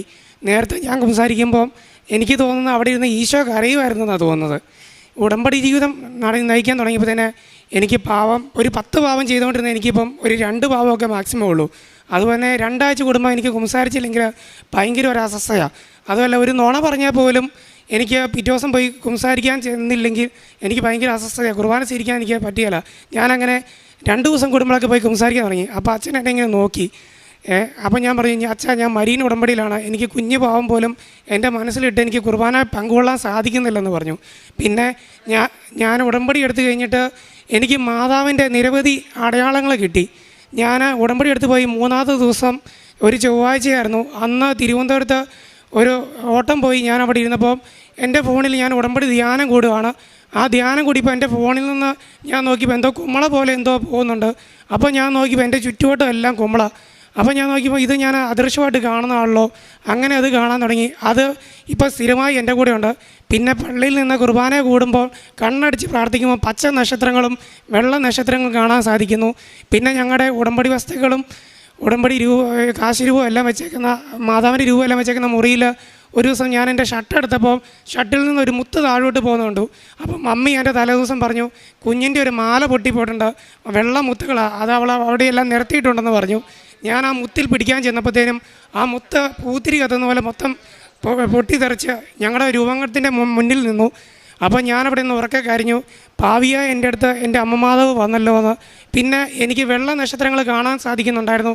അപ്പോൾ ഞാൻ ഉടമ്പടി കാശ് രൂപം എൻ്റെ കൈ പിടിച്ച് പ്രാർത്ഥിച്ചുകൊണ്ടപ്പോൾ മമ്മി എന്നോട് ചോദിച്ചു, നീ എന്താണ് ആകാശത്തേക്ക് നോക്കിക്കുന്നത്? അപ്പോൾ ഞാൻ മമ്മിയോട് പറഞ്ഞു 3 മണി സമയമാണ്. അപ്പോൾ മമ്മിയോട് ഞാൻ പറഞ്ഞു, ഞാൻ നക്ഷത്രം കണ്ടുകൊണ്ടിരിക്കുമെന്ന് പറഞ്ഞു. അപ്പോൾ മമ്മി എൻ്റെ അടുത്ത് വന്നിട്ട് പറഞ്ഞു, എന്നോടെ കാണിക്കുമോ? ഞാൻ പറഞ്ഞു, മമ്മി മനസ്താപരണം ചെല്ലിയിട്ട് വിശ്വാസ പ്രമാണം ചെല്ല്. എന്നിട്ട് മമ്മി ഉടമ്പടിക്കാശിലും എൻ്റെ കൈ പിടിച്ചു. മമ്മി എൻ്റെ കൈ പിടിച്ചു. മമ്മിക്ക് അത് കാണാൻ സാധിച്ചു. പിന്നെ എൻ്റെ കുഞ്ഞിന് കാണാൻ സാധിച്ചു. അപ്പോൾ എൻ്റെ ഭാര്യ പറഞ്ഞു, എനിക്കിത് കാണാൻ സാധിക്കുന്നില്ലല്ലോ. ഞാൻ പറഞ്ഞു, നീ വിശ്വാസ പ്രമാണം ചെല്ലി പ്രാർത്ഥിക്കുക. അങ്ങനെ എന്നിലൂടെ എൻ്റെ പെങ്ങളുടെ ഹസ്ബൻഡ്, അവിടെ അനിയത്തി, വൈഫിൻ്റെ അനിയത്തി, ഇവയ്ക്കെല്ലാം കാണാൻ സാധിക്കുന്നുണ്ട്. ഒരുപാട് അനുഗ്രഹങ്ങൾ മാതാവ് തരുന്നുണ്ട്. ഞങ്ങളുടെ തിരിയിൽ ഞങ്ങൾ വെച്ച രോഗാവസ്ഥയുടെ ആ അടയാളം മാതാവ് കാണിച്ചു തന്നു. അത് മെഴുകി കാണിച്ചു തന്നു. അത് ഞാനിവിടെ സിസ്റ്ററിനെ കാണിച്ചു. പിന്നെ ഹാർട്ടായിട്ട് ഒരുപാട് അടയാളം കാണിക്കുന്നുണ്ട്. പിന്നെ ജപമാല റാലി ഞങ്ങൾ ഇവിടുന്ന് പങ്കെടുത്തപ്പോൾ തന്നെ ഞങ്ങൾക്ക് ഒരു 7-8 സ്ഥലത്ത് ഞങ്ങൾക്ക് മുല്ലപ്പൂവിൻ്റെ സുഗന്ധാഭിഷേകം കിട്ടി. പിന്നെ ഞങ്ങൾ തിരിച്ച് ഇവിടുന്ന് കാറിൽ യാത്ര ചെയ്യുകയാണ്. യാത്ര ചെയ്തുകൊണ്ടിരുന്നപ്പം ആദ്യം എൻ്റെ ചെവിയിൽ പരിശുദ്ധ മറിയമ്മേ ചെല്ലുന്ന സൗണ്ട് കേട്ടു. അപ്പോൾ ഞാൻ ഇവരോട് പറഞ്ഞു, നിങ്ങൾ ശ്രദ്ധിക്കുക, നിങ്ങൾ വിശ്വാസ പ്രമാണം ചൊല്ലി ശ്രദ്ധിക്കുക, നിങ്ങൾക്കും കേൾക്കാൻ പറ്റുമെന്ന് പറഞ്ഞു. ഞങ്ങളുടെ കാറിൽ 4 പേരുണ്ടായിരുന്നു. ഞങ്ങൾ 4 പേരും അത് കേൾക്കാൻ സാധിച്ചു. ഇത് ഞങ്ങളുടെ തൊട്ട് അടുത്തുള്ള ചേച്ചിയാണ്. ചേച്ചിക്ക് കിട്ടിയ അനുഗ്രഹത്തെക്കുറിച്ച് ഇപ്പം പറയും. എൻ്റെ പേര് അനുമോൾ ജോസഫ്. ഞാൻ ഇസ്രയേലിന് പോകാനായിട്ട് പേപ്പർ വർക്കെല്ലാം നീക്കിക്കൊണ്ടിരിക്കുവാണ്. അപ്പം ആദ്യത്തെ ഇൻ്റർവ്യൂവും ക്ലാസ്സും കഴിഞ്ഞ് ഞാൻ വീട്ടിൽ വന്ന് അതിൻ്റെ ക്ലാസ് എല്ലാം കൂടിക്കൊണ്ടിരിക്കുമ്പം മത്താശ വരുന്ന സമയം ആകാറായി. അപ്പം എൻ്റെ കൂട്ടത്തിലുള്ള എല്ലാവർക്കും വന്നു. എനിക്ക് എൻ്റെ മത്താശ വരാനായിട്ട് എംപ്ലോയർ സെലക്ട് ചെയ്തപ്പോൾ എനിക്ക് മുഖത്ത് പിമ്പിളിൻ്റെ പാടുണ്ടെന്ന് പറഞ്ഞ് അത് റിജക്റ്റ് ചെയ്തു. അത് വേറൊരു കൊച്ചിന് മത്താശ കൊടുത്തു. അതോടൊപ്പം തന്നെ അപ്പം എൻ്റെ വീട്ടുകാരോട് ഞാനത് പറഞ്ഞപ്പോൾ അവർ പറഞ്ഞു സാരമില്ല, അത് നിനക്കുള്ളതല്ല എന്ന് അവർ പറഞ്ഞു. അപ്പോൾ അത് കഴിഞ്ഞ് ഞാനത് അങ്ങനെ ഇപ്പം മാതാവിന് ഞാൻ സമർപ്പിച്ച് പ്രാർത്ഥിച്ചുകൊണ്ടിരുന്നു. അത് കഴിഞ്ഞപ്പോൾ വേറൊരു എംപ്ലോയർ എന്നെ സെലക്ട് ചെയ്തു, എനിക്ക് മത്താശ വന്നു. അത് മത്താശ വന്നു കഴിഞ്ഞപ്പോഴാണ് ഈ അഖണ്ഡ ജപമാലയെക്കുറിച്ച് ഞാൻ അറിയുകയും എൻ്റെ കൂട്ടുകാരി ചേച്ചിമാരെല്ലാം പറഞ്ഞു നീ അതിന് പങ്കെടുക്കണമെന്ന് പറഞ്ഞു. പക്ഷേ എനിക്ക് ആഗ്രഹമുണ്ടായിരുന്നു, എനിക്കതിന് ഒരു സാഹചര്യം ഉണ്ടായില്ല. അപ്പോഴാണ് ഈ ഓഗസ്റ്റ് മാസത്തെ കൊന്തയിൽ വീടുകളിൽ കൊന്ത വയ്ക്കുമ്പോൾ ഒരു ഭവനത്തിൽ വെച്ച് ഇവർ വരികയും ഈ ജിസ്മോൻ എന്നോട് പറഞ്ഞു ഞങ്ങൾ അഖണ്ഡ ജപമാലയ്ക്ക് പോകുന്നുണ്ട്, അനുചേച്ചിയും വരുന്നുണ്ടെങ്കിൽ വരാൻ പറഞ്ഞു. അപ്പോൾ തന്നെയാണ് ആ ഒരു നിമിഷത്തിലാണ് മത്താശ വന്നതും ഞാനത് അഖണ്ഡ ജപമാലയിൽ പങ്കെടുക്കാൻ തീരുമാനിച്ചപ്പോൾ എനിക്ക് മത്താശ എന്ന പേപ്പർ വരികയും ചെയ്തു. അഖണ്ഡ ജപമാല പങ്കെടുത്ത് പൂർത്തിയായി വീട്ടിൽ ചെന്ന് ഒരാഴ്ച കഴിഞ്ഞപ്പോൾ എനിക്ക് വിസയും വന്നു. അപ്പോൾ ഞാൻ ഇന്നാണ് ഞാൻ ആദ്യമായിട്ട് ഉടമ്പടി എടുത്തത്. ഉടമ്പടി എടുക്കുന്നതിന് മുമ്പ് തന്നെ ദൈവം മാതാവ് എന്നെ പ്രത്യേക രീതിയിൽ അനുഗ്രഹിച്ചു. പിന്നെ ഞങ്ങൾ പ്രേക്ഷിത പ്രവർത്തനമായിട്ട് എല്ലാ മാസവും ഇവിടുന്ന് കൃപാസന പത്രം മേടിച്ച് കൊടുക്കാറുണ്ട്. പിന്നെ ഞാൻ എല്ലാ ആഴ്ചകളിലും തന്നെ എനിക്കും വീട്ടിൽ നിന്ന് മാതാവ് ഇങ്ങോട്ട് വിളിക്കുന്ന പോലെ എനിക്ക് തോന്നും. ഞാനിപ്പോൾ അവിടുന്ന് ഒരു സ്കൂട്ടർ എടുത്ത് ഇങ്ങോട്ട് തന്നെ വരും. ഇവിടെ വന്ന് ഈ ആൾക്കാരുടെ മുന്നിൽ നിന്ന് കുറേ നേരം പ്രാർത്ഥിക്കും. ഇവിടുന്ന് പ്രാർത്ഥിച്ചിട്ട് പോകുമ്പോൾ എനിക്ക് മുല്ലപ്പൂവിൻ്റെ സുഗന്ധാഭിഷേകം എല്ലാം കിട്ടും. മാതാവ് എൻ്റെ കൂടെ വരുന്നതായിട്ട് എനിക്ക് തോന്നും. അങ്ങനെ ഞങ്ങൾ ഹോസ്പിറ്റലുകളിലും ബസ് സ്റ്റാൻഡുകളിലും ഞാനൊരു ബസ് ഡ്രൈവറാണ്. ഞാൻ അത്യാവശ്യം പ്രൈവറ്റ് ബസ് ഓടിക്കുന്ന ആളാണ്, അറിയാമല്ലോ, എല്ലാവർക്കും അറിയാം. അത്യാവശ്യം സമയത്തിൻ്റെ പ്രശ്നങ്ങളെല്ലാം ഉണ്ടായിരുന്നു. ഞാൻ അലമുണ്ടാക്കിയ കൊട്ടാരമറ്റം ബസ് സ്റ്റാൻഡിലാണ് ഞാൻ ആദ്യം കൊണ്ടുപോയി പത്രം കൊടുക്കുന്നത്. അവിടെ നിന്നവർ എന്നോട് ചോദിച്ചു 2 മാസം 3 മാസം മുന്നേ അല്ലേ നീ ഇതിൽ അലമുണ്ടാക്കി നടന്നത്? ആ അലമുണ്ടാക്കിയ ആൾക്കാണ് ഞാൻ ആദ്യം കൊണ്ട് കൃപാസനത്തിൽ നിന്ന് കിട്ടിയ ഈ പത്രം കൊണ്ട് കൊടുക്കുന്നത്. ഇപ്പോൾ ആരോടും ഒരു ദേഷ്യമില്ല, ഒരു പിണക്കമില്ല, സന്തോഷമായിട്ട് ജീവിക്കാൻ പറ്റുന്നു. പിന്നെ കാരുണ്യപ്രവർത്തനങ്ങളായിട്ട് ഞങ്ങളുടെ അടുത്തൊരു അനാഥാലയമുണ്ട്. അവിടെ കൊണ്ട് അവർക്ക് ഫുഡിനുള്ള കാര്യങ്ങളും എല്ലാം ചെയ്തു കൊടുക്കുന്നുണ്ട്. പിന്നെ മറ്റുള്ളവരിലോട് മാതാവിനെക്കുറിച്ച് കൂടുതൽ വിശ്വാസം പ്രഘോഷിക്കാൻ എനിക്ക് താല്പര്യമാണ്. എപ്പോഴും മാതാവിനെക്കുറിച്ച് കാര്യങ്ങൾ പറയാനാണ് എനിക്ക് താല്പര്യം. മാതാവിനെക്കുറിച്ച് പറഞ്ഞില്ലെങ്കിൽ എൻ്റെ ഉള്ളിൽ എന്തോ ഒരു അസ്വസ്ഥത പോലെയാണ്. കാരണം ഞങ്ങൾ ഇന്നിവിടെ ഈ ജീവനോടെ ഇവിടെ നിൽക്കാൻ കാരണം തന്നെ മാതാവാണ്. കാരണം ഞങ്ങളുടെ കയ്യിൽ നിന്ന് ഈ രോഗാവസ്ഥ കാരണം ഞങ്ങളുടെ ജീവിതം തന്നെ കൈവിട്ട് പോയൊരവസ്ഥയായിരുന്നു. ഞാൻ ഫുള്ള് ഡിപ്രഷനിലായിരുന്നു. പക്ഷേ എന്നാണേലും എൻ്റെ മാതാവ് എന്നെ തിരിച്ചിങ്ങോട്ട് വിളിച്ച് എന്നെ ചേർത്ത് പിടിച്ച് ഇത്ര ഭാവിയായി എനിക്ക് ഇത്ര അടയാളങ്ങൾ അമ്മ മാതാവ് തന്നു. എൻ്റെ മാതാവിന് ഈശോയ്ക്കും ഒരു